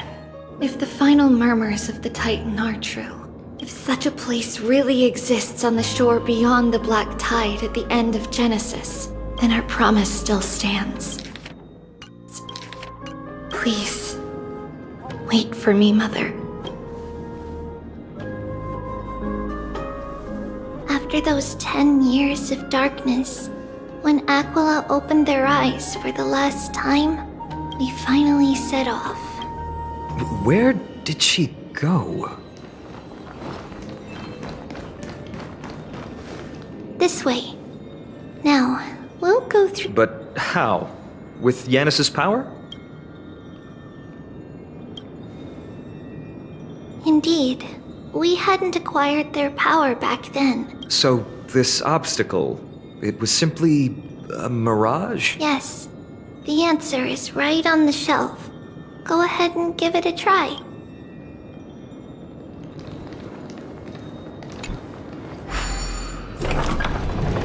It's a secret passage. It was a secret passage prepared by the Holy Maiden's supporters for Mother and me as a precaution. And now, it is turned into our passage to escape, just as anticipated.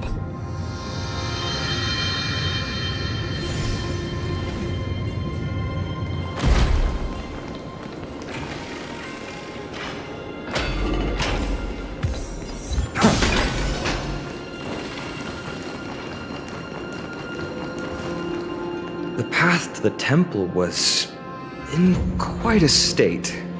Did someone do it on purpose? No surprise at all. Some people caught on to what we were planning and tried to intercept us, while others were willing to clear the way for the Holy Maiden. I can't move it. I can't climb over it either. Time Titan? Someone will help me. Stream 4. Gleam of old blades.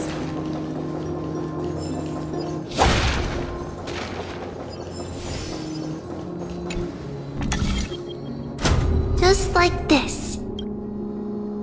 Regardless of our actions, the past will remain unchanged. It was someone else who helped Trebios in the actual events of history. We don't remember the details.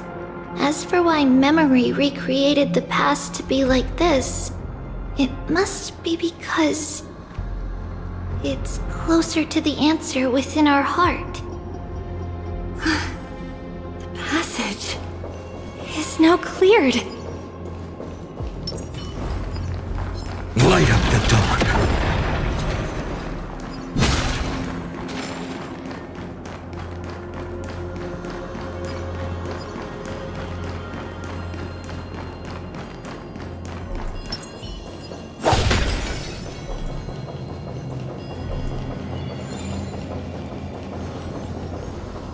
Stream 4.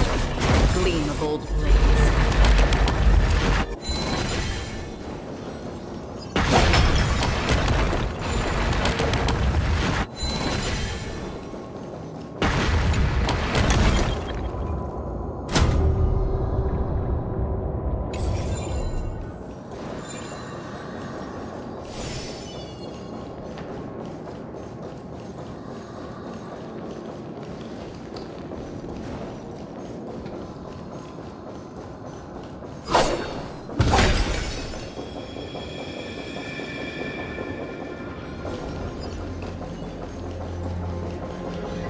Ornaments.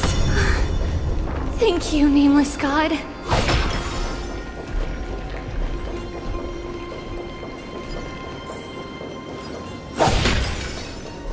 Stream 4. The gleam of old blades.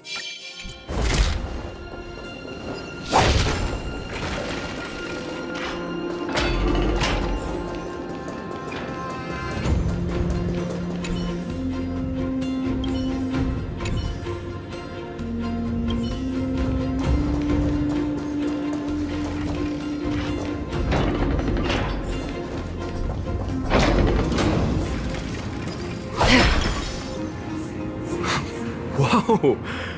It looked truly magnificent back then. Relax. Take it easy. All these people, they're just civilians, not enemies, correct? Mostly, but it might not be the case later on.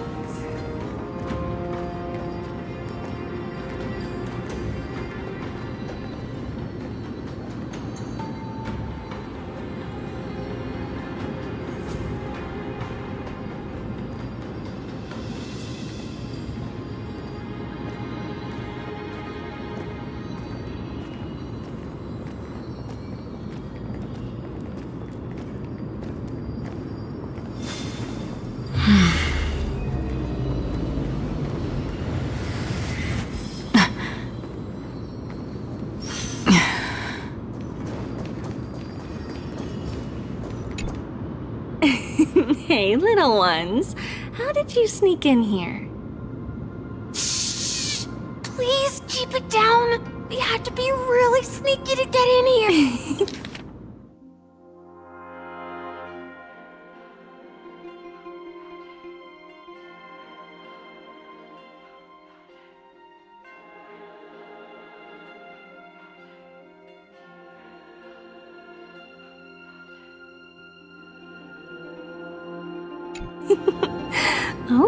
Okay. But what did you sneak in here for? I heard there's a lovely holy maiden living in the temple, and I want to meet her. I couldn't stop her, so I had to think of a way to sneak her in. Oh, really? I was here to meet the Holy Maiden as well, but the guard said she had to go somewhere far away today. Huh? What a bummer. Mommy even asked me to bring her gift to the Holy Maiden. It's getting late. We couldn't go home now, okay? Okay then. We'll come back next time. Thank you.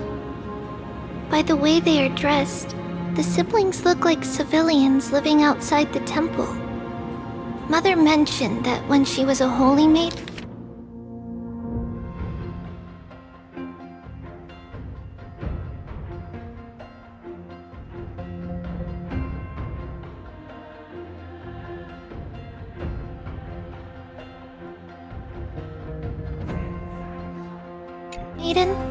she caught a girl sneaking into the temple to steal the tributes. Stealing from the temple was punishable by death, but that poor girl had no family and just wanted something to eat. So Mother took her outside and even gave her some food.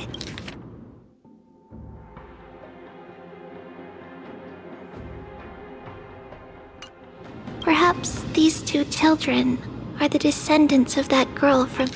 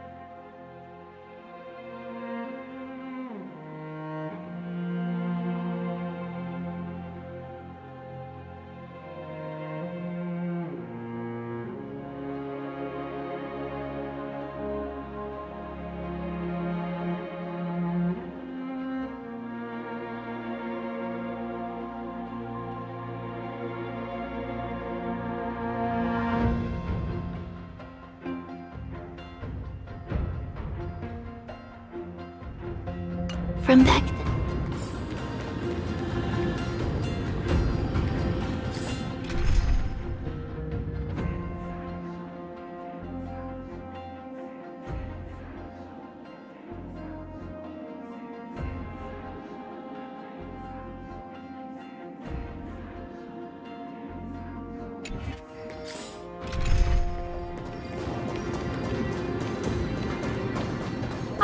Lady Maiden.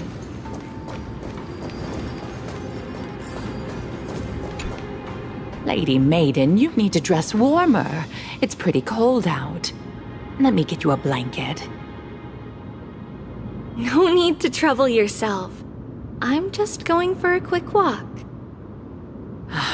All right, but please take care of yourself.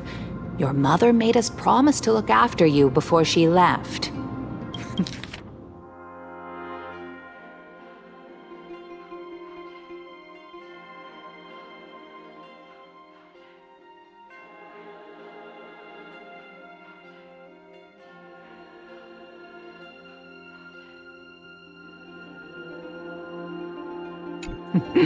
It's been a while since I last saw you. I just realized you've grown into such a beauty. Just like your mother. Oh, here, have some of my sweet pastries. She used to enjoy them, so maybe you'll like them too. What's wrong, Lady Maiden? I'm fine. It tastes really good. This lady is Mother's old friend. When we were little, we sometimes got to eat the sweet pastries she brought back. We've always remembered the familiar taste, and only now do we learn where it came from.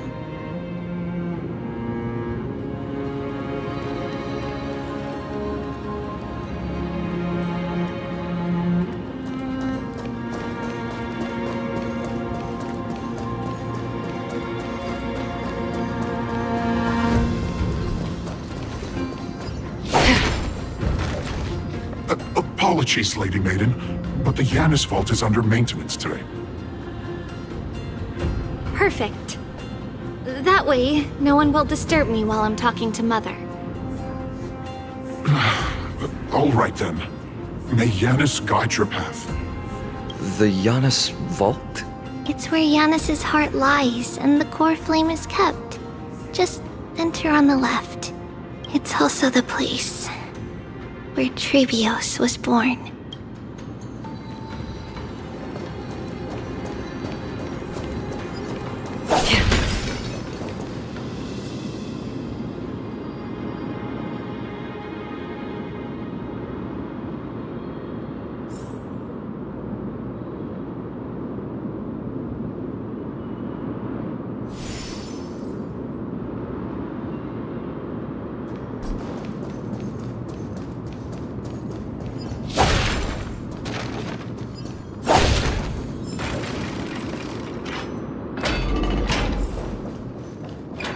Trebios. What does that name actually mean? The one with 3 lives. Mother believed our birth was blessed by the 3 titans of fate. She named us thus to express her gratitude. Looking at how things have unfolded, fate might have had a role in it. Stream forth, gleam of old blades.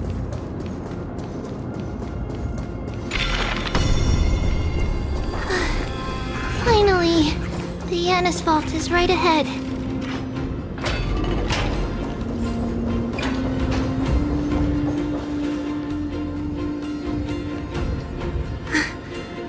At long last.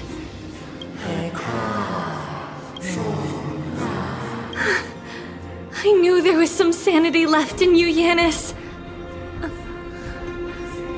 Just as I thought, you too have been confined.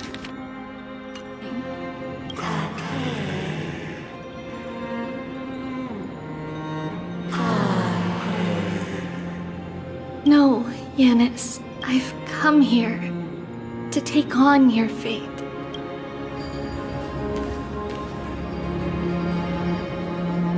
By the blood of the Lamb and the strength of my blade-wielding right hand, I am Trebios, the listener, the announcer, and the witness of the prophecy.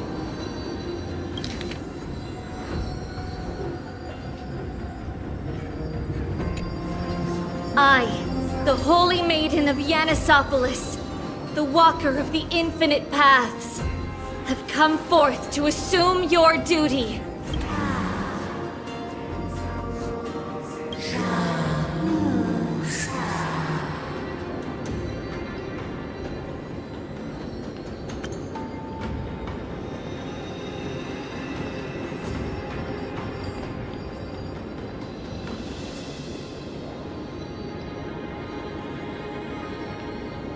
Just as I wished.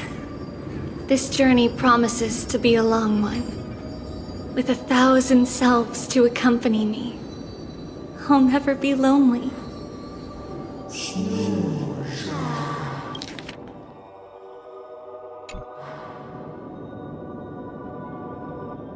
No matter. My hands are not made for bearing arms.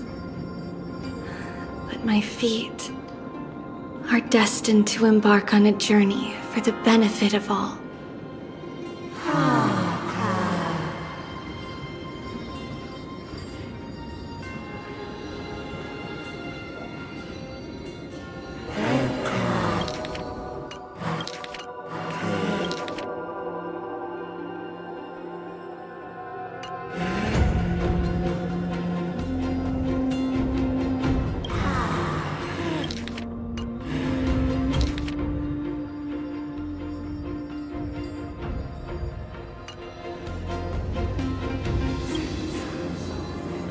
Without a doubt, Titan. Let the prophecy shatter me, so that I may open a myriad of paths for this imperiled world.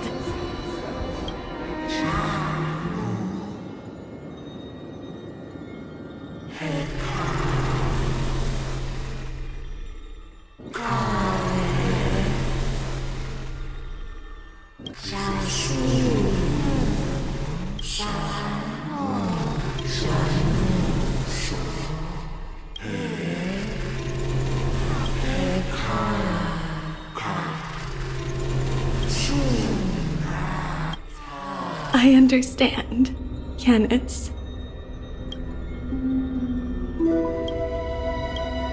Thank you. Now, may you rest well.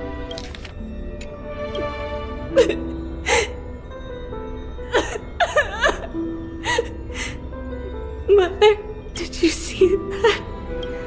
I have assumed my duty and stand ready to set out. We will step over the gods' corpses and wander among humanity, and thus we shall sweep apart Amphorius's pitch-dark fog. May we...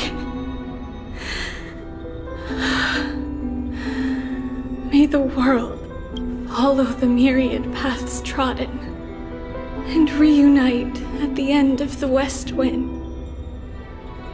where flowers bloom in spring.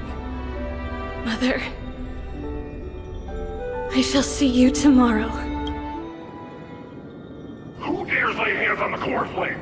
Drop your weapon and surrender at once! I knew this would come. It's opening up! Move aside and get ready! The Holy Maiden?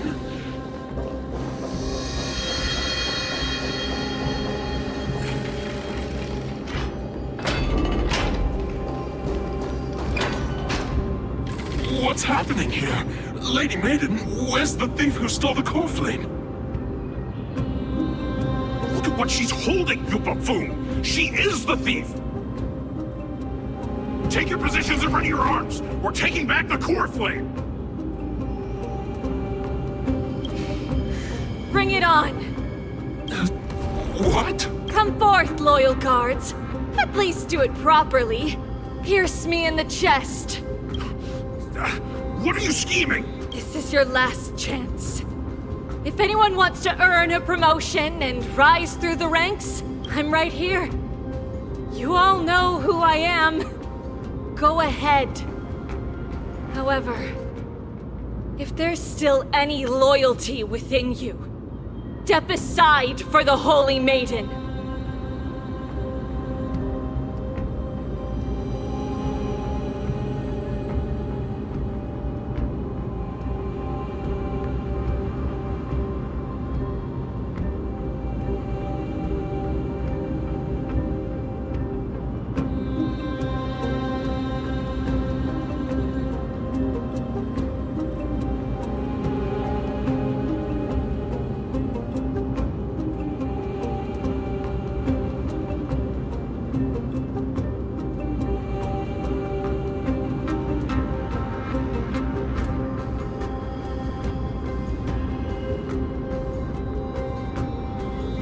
Otherwise, by the decree of the Holy City's Codex,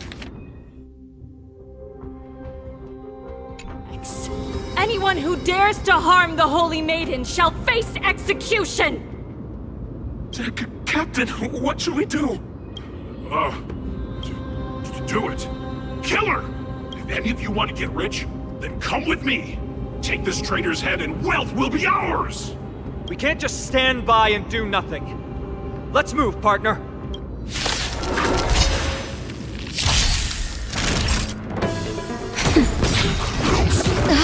That hurt.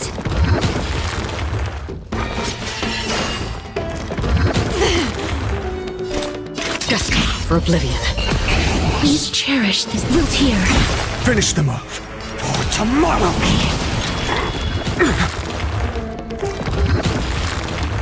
Free will, or what? Life is not as you wish. Just a little something. Think nothing of it. Don't worry, it's just a scream. How familiar. On the still waters of oblivion. That'll take more than medicine. That's better. Don't worry, Please it's cherish just this I weep time. for the departed. It too shall fall. Wilt here. How's that possible? Could the Titan actually be on her side? That woman is the traitor! I should go. Let's keep up.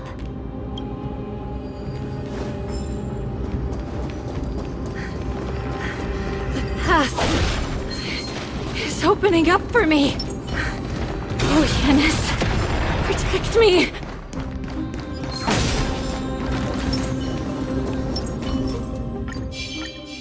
Light up the dawn.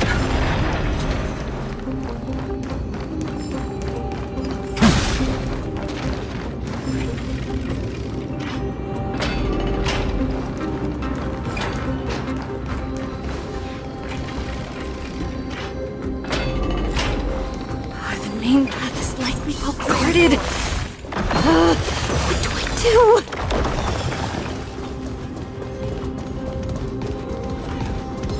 That woman is the traitor! Just as I thought. Inside!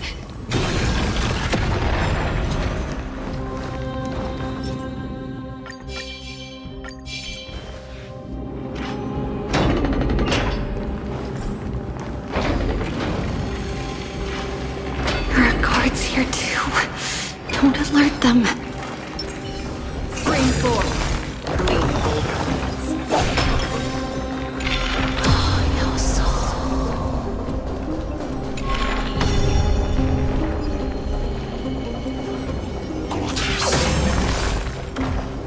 Scream forth!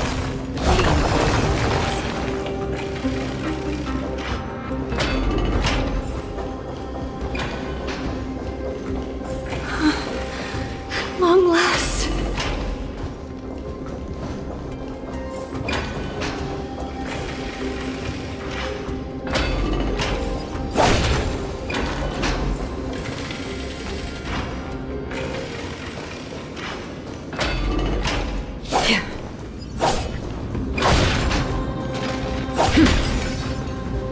A creature of the Holy City Guards, but I'm already so close! This should be the last fight.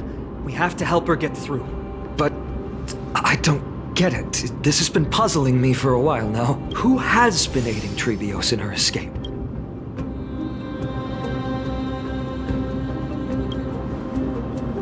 While history might be blurred by memories, seeing how the whole city is hunting her down, she clearly had no allies. If she pulled it off alone, were we too involved in this process? Trebios had been on her own since she entered the vault. But what did we truly mean to her? You'll find that answer at the end of this memory. In that case, let's focus on the mission at hand now. Let's do this, everyone!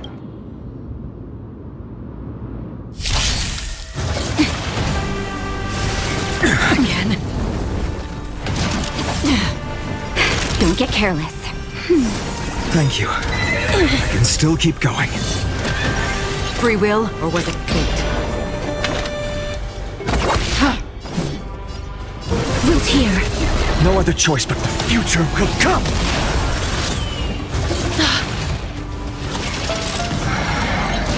Again? Just a little something. Think nothing of it. Thank you. I can still keep going. Next time. I'm fine.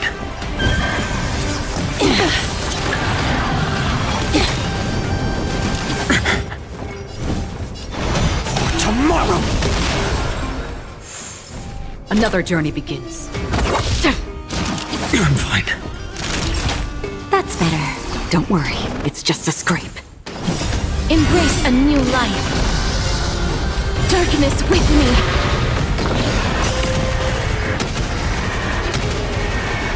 May death protect us!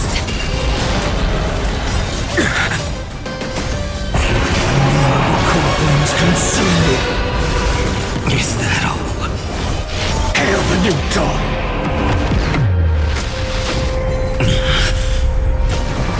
Is that all? Quench the flames with blood! Is that all?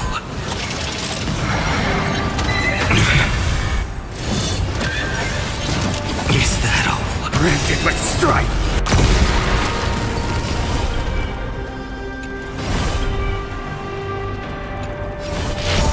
Sun tear the sky!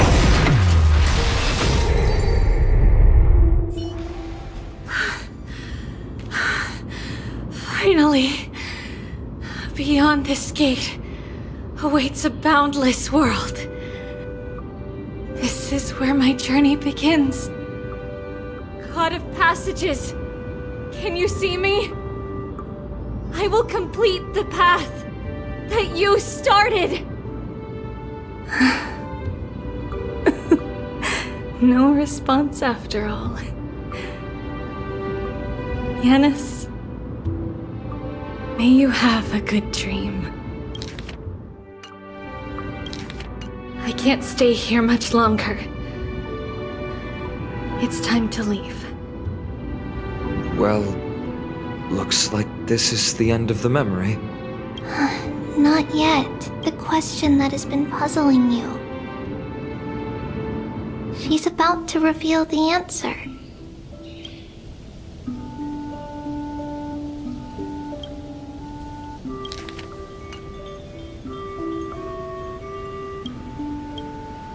But nothing happened.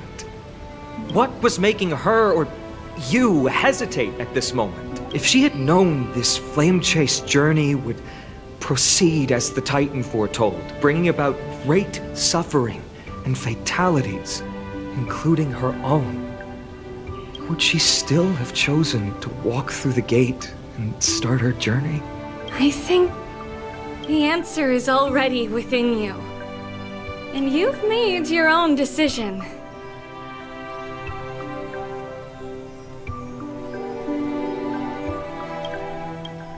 What? You can hear us? Not really. She can neither see nor hear us. Yet she knew that one day, someone would return to unveil this dust-covered memory. We can never know for sure who helped us back then. But that kindness was forever engraved in our hearts, motivating us to move forward.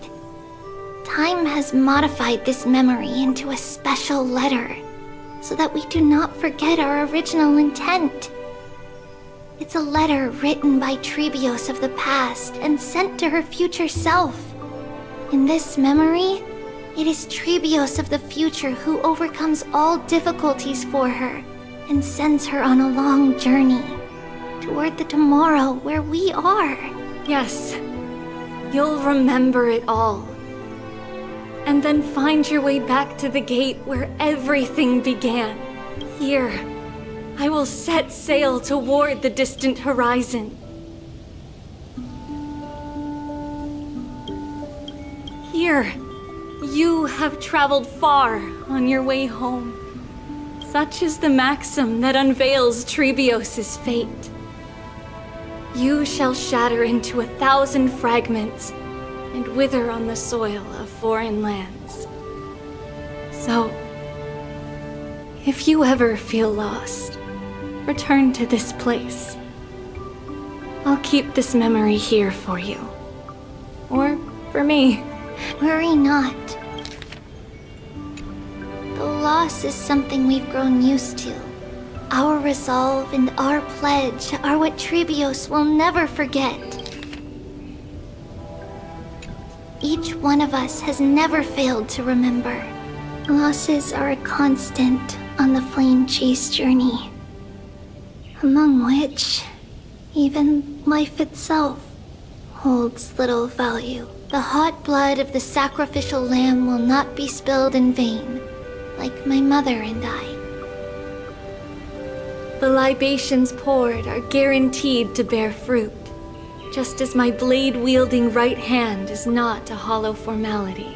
Surmount the myriad passages of Yanis, and we will once again ride the west wind and let the wings carry us far away. So, this is your answer.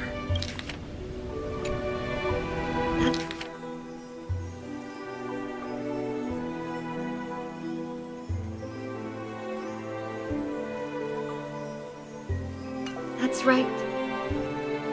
In the name of the three fates, I stand by my answer with no regrets. Now, with or without the god's blessing, I run towards the world's agony. If I can truly pierce through the utter darkness, we will meet again at the end of the west wind, where flowers bloom in spring.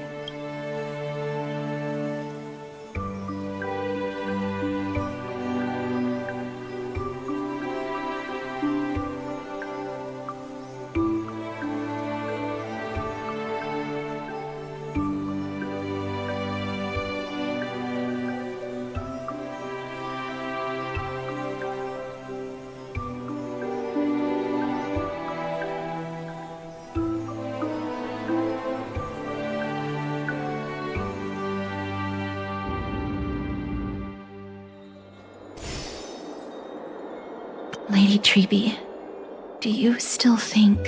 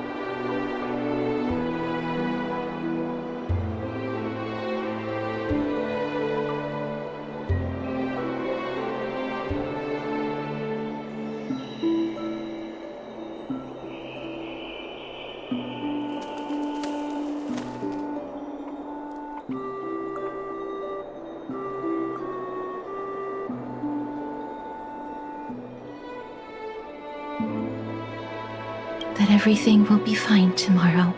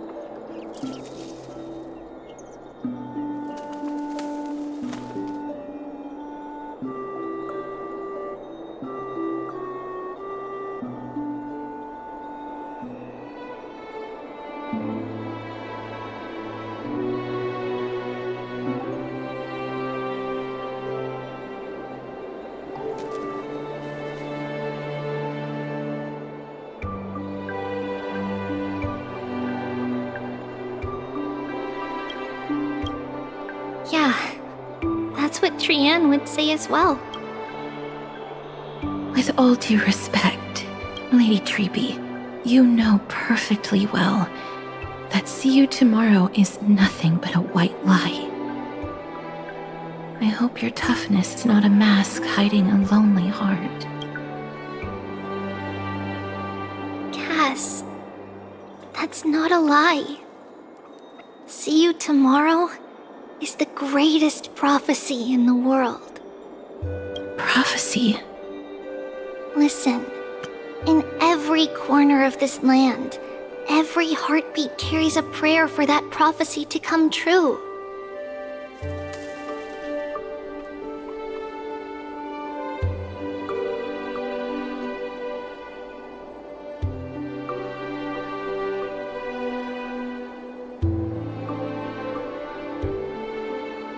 It may be that only a few heroes will bring tomorrow to the new world, but the prophecy of leading everyone to tomorrow belongs to all in Amphorius.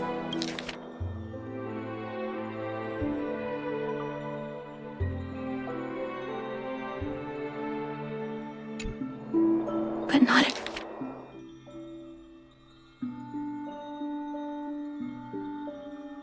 everyone has the chance to see tomorrow. How can such words be called a prophecy? Because people believe it will come true, and they are trying hard to hold on to that belief.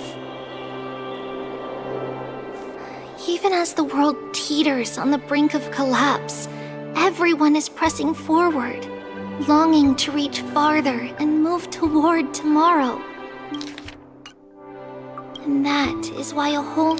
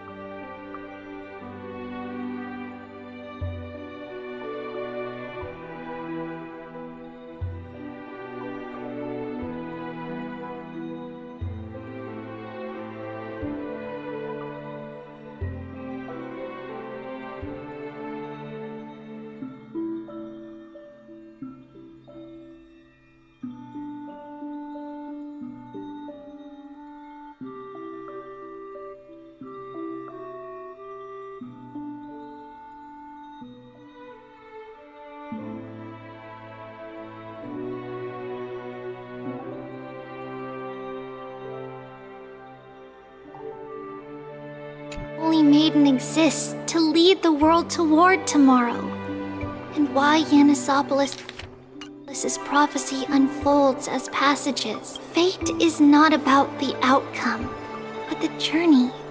It's not the flowers that bloom at the end of the road, but rather the paths that lead beyond the gate, where people tread toward the sea of flowers.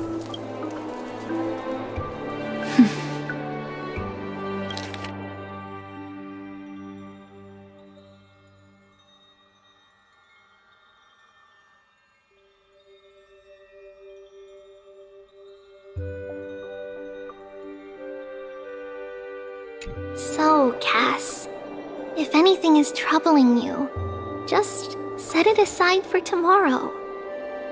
There's no difference between demigods and mortals. The troubles we encounter can only be resolved by our future selves. Reflect through the long night. Wait for the dawn as you think, and set off at daybreak. the hesitant part of us will be left behind in the dark, while the determined side of us will know no fear. Because that's how Trivios has journeyed so far to spread the prophecy. Beckoning the morning sun and the tomorrow it promises to bring. We will now continue the journey and face our destiny.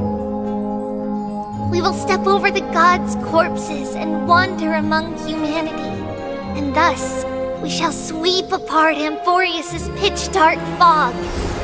And at the end, all will reach that silver-white shoal.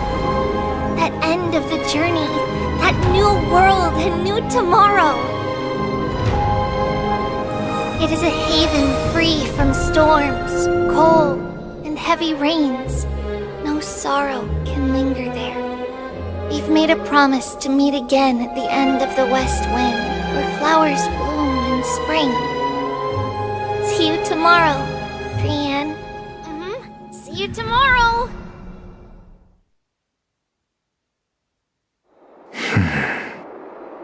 Child of humanity, surely you are not waiting for the arrival of night. Nights do not fall upon Akama. That's why it's futile for you to wait here. Honestly, I didn't expect the renowned Reason Titan to behave like this. And that's all thanks to you. If your soul weren't as prickly as a hedgehog, I wouldn't have to act this way. If you were more accommodating, you wouldn't be opposing me all the time, and I could teach you more freely instead. It was you who insisted on implanting the core flame in me. Forget it. Cut the sarcasm and just say what you need to say. Fine, fine. All I want is to remind you there's not much left in your soul. If you don't do something soon, I will have to take over this body. If I'm not worried, why should you be? I know what you're planning. You just want my help answering the question. What exactly are we? Correct? It's good that you remember. Thus, equivalent exchange. It's only fair. Then rest easy. The answer will soon be revealed, and you'll have to return my body shortly. Is that true? Certainly. I initially thought this extremely frail state would hinder me from getting my body back. But I didn't expect the answer to be right within it. That saved me a lot of trouble. I don't even need the black-robed swordmaster's ceremonial blade. That's certainly worth celebrating. Regrettably, I can't carry out the upcoming experiment alone. The girl who's walking with death, is she fully prepared? Be patient, Titan. If we're always so guarded, how can death reach us easily? Unfortunately, on behalf of Okima, I must ask you to slow your pace. I forgot about you. My apologies. A child's words are always carefree. I'll just dismiss these words as nonsense from a cheeky child. Come now, conceited performer. It's time to address your relationship with that Titan. What if I refuse? Provocation will only tip Talantan's scales further toward your demise. There's no need to go to such lengths. Oh, monster neither human nor divine. Don't forget that you won't dare kill me. If you snuff out the core flame of reason, what else can you use to stand against the council? Do you two mind if I cut in? I warned you. Do not interrupt me. I just have been meaning to ask. Does death really matter to you? What do you mean? What I mean is, before I implanted the core flame into your heart, you were already a silent, cold corpse. I'm back. Whew, finally have a moment to catch my breath. Want to chat? It's unusual to see Mem isn't with you. Let's not joke about monsters in your pockets. Since they're not here, let me ask you. Are you really sure you want to take on the trial of Orynyx's core flame on behalf of the Chrysos heirs?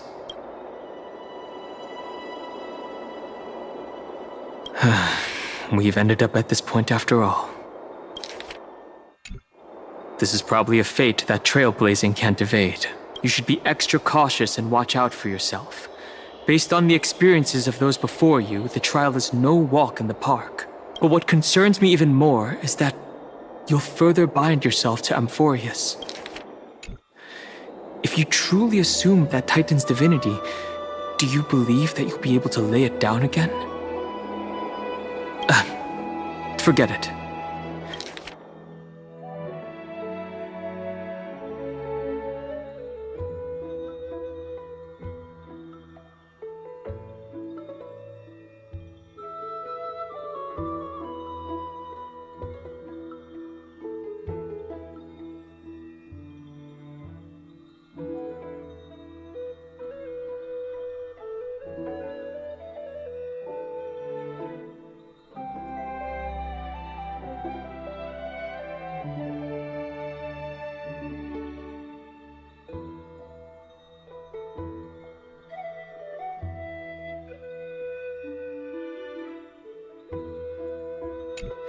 We'll deal with that when the time comes. No matter what happens, I'll be right there with you.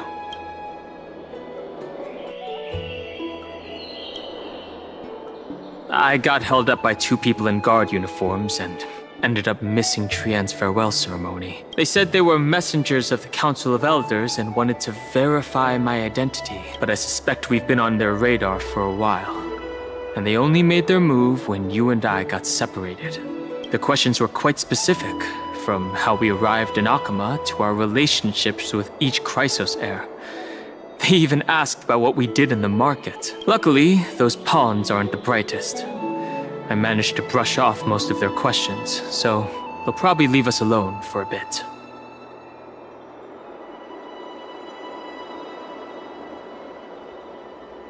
Their conduct is certainly irritating, but on second thought, Aglaya also initially kept her guard up with us.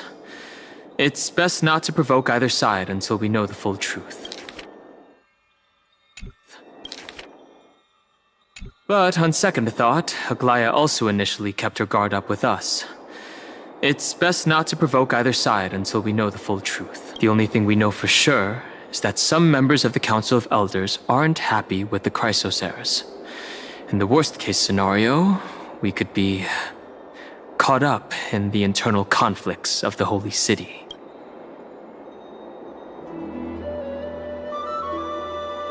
If only we had more time to sort through the clues about the Black Tide. But now, the weather is the only lovely thing left. Let's take some more pictures. Huh? What's going on? Something wrong, Danhung? Oh, the memory card is full. I bet March and the others are pretty worried too.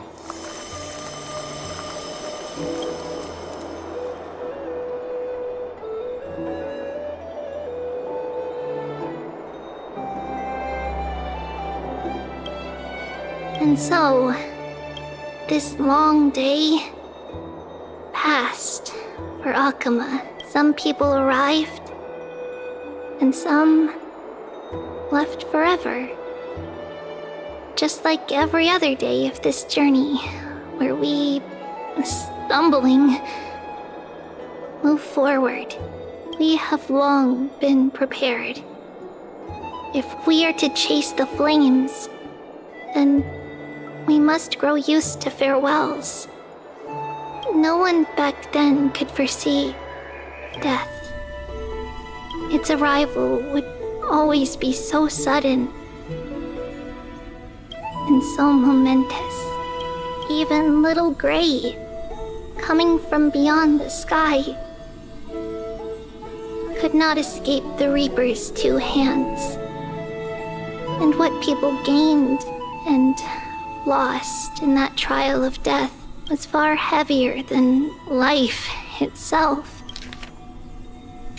Just like the destiny that the prophecy revealed for Cass, at the end of the Sea of Flowers, the souls of the living shall warm thy fingertips, and after an embrace, there shall be eternal separation.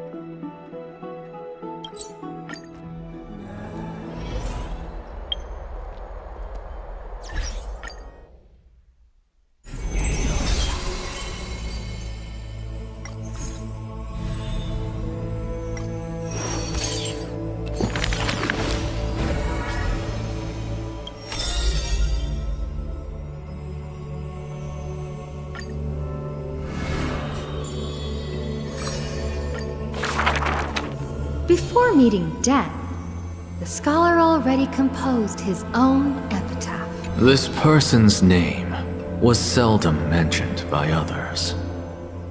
Incomplete, just like his fate. He would sweep his own grave at the beginning of every month of reaping, staring long and hard at his stained hands.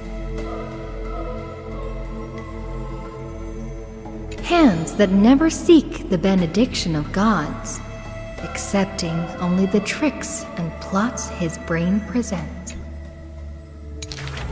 Keep your distance from that blasphemous one, lest misfortune follows you like a shadow. People warned each other thus before his lectern. In those rumors, the scholar's hubris looms foul and vile. He dares to proclaim ascendancy over gods and defy the Titan's will. But the one shouldering such slander pays little heed.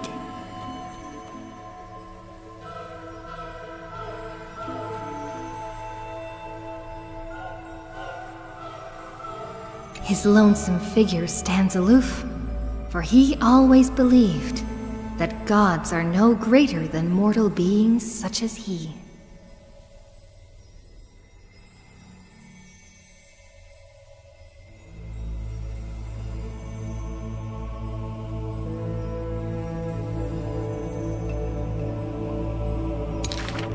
Grove of Epiphany, the paradise of the wise, yet harbors one shouldering the name of a fool. He calls himself a clear-headed teacher, leading lost students.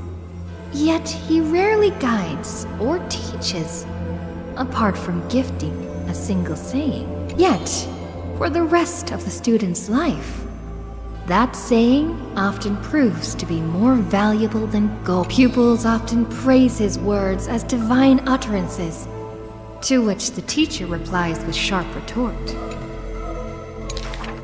Apart from destiny, he seems able to decipher all laws. And now, even destiny may also be within his grasp. It was not so in the beginning, as he silently recalls the past under leafy shade.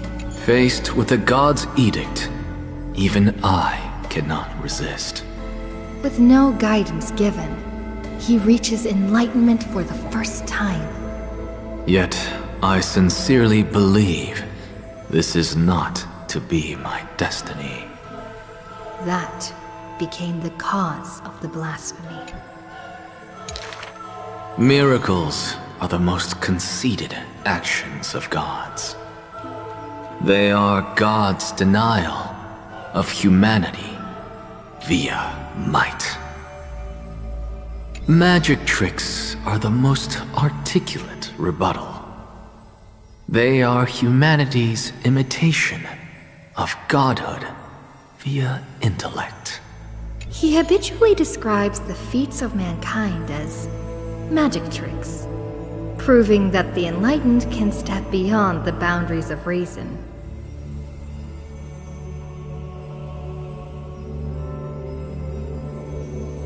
But magic tricks cannot afford to fail, even after 1,000,000 times. And for that, the blasphemous co-conspires with a god.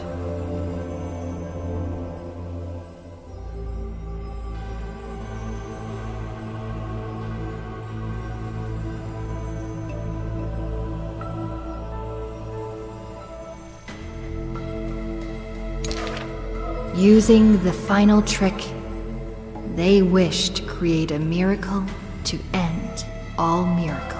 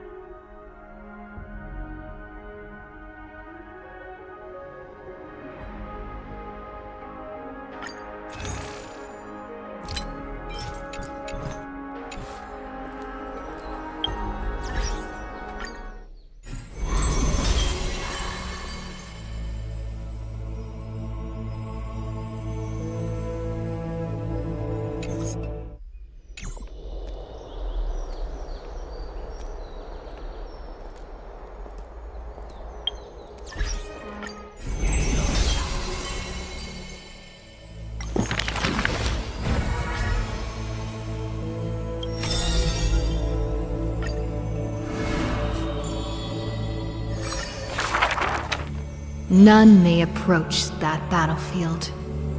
The lone army of Kremnos, an obstacle on the flame-chased journey. He ordered his troops to stand aside. That was the first meeting between hero and prince. The two men fought for 10 nights unceasingly, till the combat drew to its end. Neither scored a single victory, nor conceded a single defeat. None know why this man's fate is always overshadowed by a lone number decreed. Just like how none can ascertain how the flame-chasing heroes convinced this man. It was not mutual appreciation, nay. For in his memories, 7 sentences were all his mother to him ever spake. Yet somehow, that leader who weaves the golden threads recounted one of the 7 with ease. There is no right or wrong in the man's heart. The lion has its own historian. And the history of the hunt should not be held by the hunter alone. And thus, he speaks little. Others once guessed he regards the holy city as his home, for he seeks a land to belong, As the king to his people, it is the first gift to them he brings. But as per the rule with gifts, once given away, the gifter will never repossess this thing. The journey is long, yet none ever dared to anger the man. Not because of his unrestrained manners, but because every meal the heroes partook in were all cooked with his peerless skill. One sight serves falsehoods in the woods. He has relied on scent since young to distinguish guests and obtain gain. Yet there are always exceptions. The man's arch enemy often puzzled why their food was always borderline nauseating. He still recalls the day he entered the holy city. One who worships strife is bound to have rumors rife. Even insects consume each other. And he's no less than the Mad King's kid. It matters little, for the man always considered himself an enemy to the world. He paves the road so that one day his peers would match his anger within. Yet, until the prophecy turned true, none in the holy city he ever did ruin.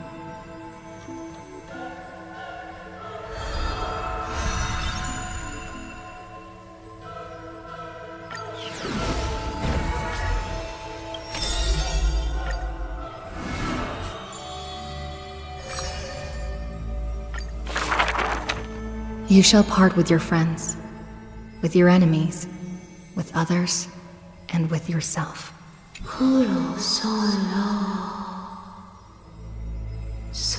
The Chrysos War's clamor rises and falls, and when the children reunite, only 3 of them remain. We have heard of a Chrysos heir. The lively child says. That person tears open the barricade of the Black Tide, aims at the sky, wanting to contain the core flame in a sheath. There will always be warriors like me, who believe in and are willing to protect the tomorrow they prophesize. But the crusading Chrysos heir never returns. The greedy ones then lift the ground with sharp blades, and by power's lethality, they are one by one slain. We remember a group of bards. The taciturn child says.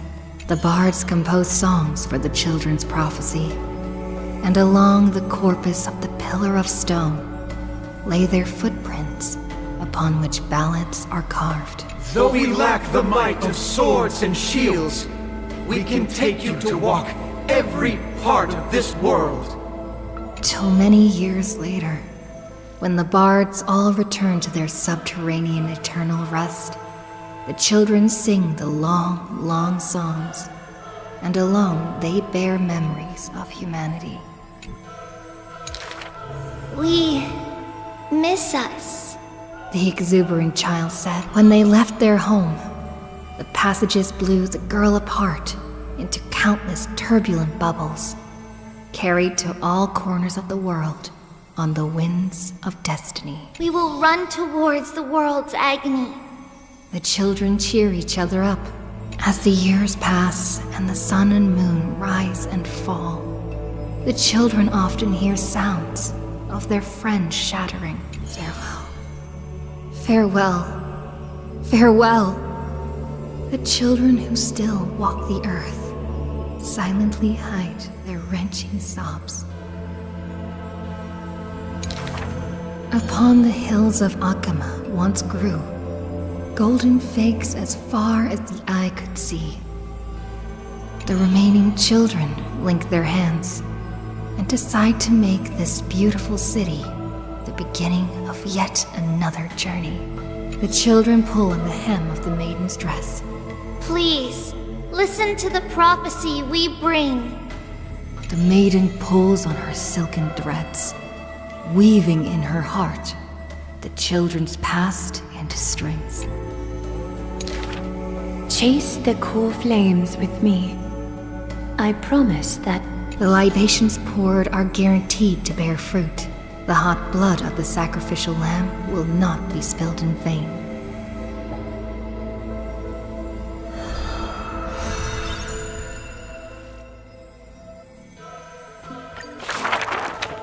The gentle mother silently dreams and brings to her child a scent from the west wind's shore. Then she quietly departs, and the only words her child hears is a prophecy of forlorn melancholy.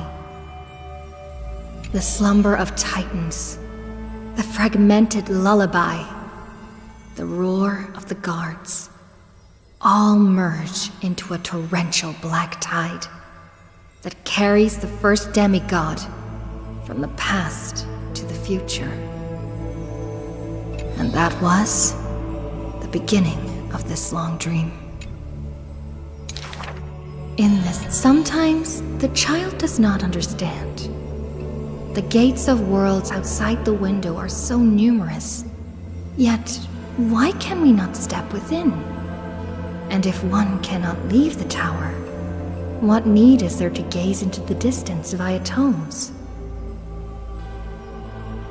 The mother smiles and does not answer, only using bedtime stories to once again gild another golden sheen of destiny to the Amphoreus of the child's dreams. Alas, the golden light of destiny cannot illuminate the shadows of power and greed. All it takes to rob the child of her only kin is a letter of dark conspiracy. The culprit thought the murder had no flaws, but was unaware that the lamb willingly stepped into the passage's dead end. Before the priest met her demise, the only thing her eyes contained was spite. Yet, loneliness stakes nightmares into the child's sleep, and the child hugs those dolls tight. At the very least, we will never leave each other. Oronex softly sighs and carefully lifts the curtain of time, presenting a crystal given in libation to the brave before the doll holding a blade. The Titan loves this child born into sorrow, but has no power to erase impending tragedy in the morrow. Only can it dispel the evening wind of the palace, giving the child solace in sweet dreams. All shall bid farewell to one, and that person alone will In the holy city adorned with falling flowers, the girl had already passed through thousands. Oh, for that bright spot beyond is the end of the west wind, where flowers bloom in spring.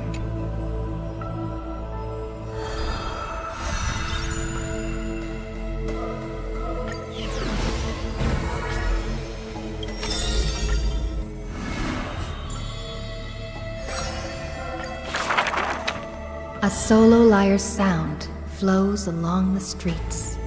Oh, my lover, why does your mood change faster than the clouds above? The audience's face is covered in sorrow.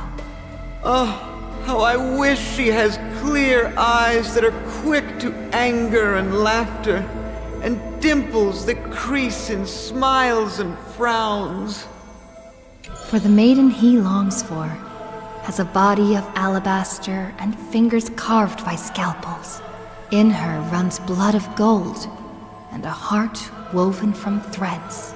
She has neither eyes nor dimples, lacking even a face, for she is Aglaya's garment maker, merely a demigod's serf.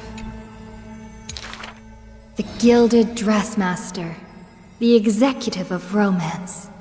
How resplendent, nervously. Lady Aglaya, I am Apollos' retainer, here for an outfit to take to my... He casts sideways glances as he bows. For the garment maker... Slender hands sculpted of ivory pull up the dress's train, as if with one breath alone, the maiden will be revived. The creation of love and beauty. If you wish to embrace such fantasies. In the ancient theater, there are thousands of plays, millions of shows, where even the god of romance, the weaver below the stage, say the ostracized poet, finally returned home. The thread known as romance is knit by all. Look! The despondent servant buried his love. The elegant garment makers once had beautiful faces. Some as knights with swords, some as impassive priests, till the stage shook in the storm, and the black... Use the needle and thread as your sword. She requests the servants who cannot answer. The garment makers are elegant still. They turn bloody and stained slaughter into lithe rondos, for only then can they still dress in new gowns. Only then can romance survive into the morrow.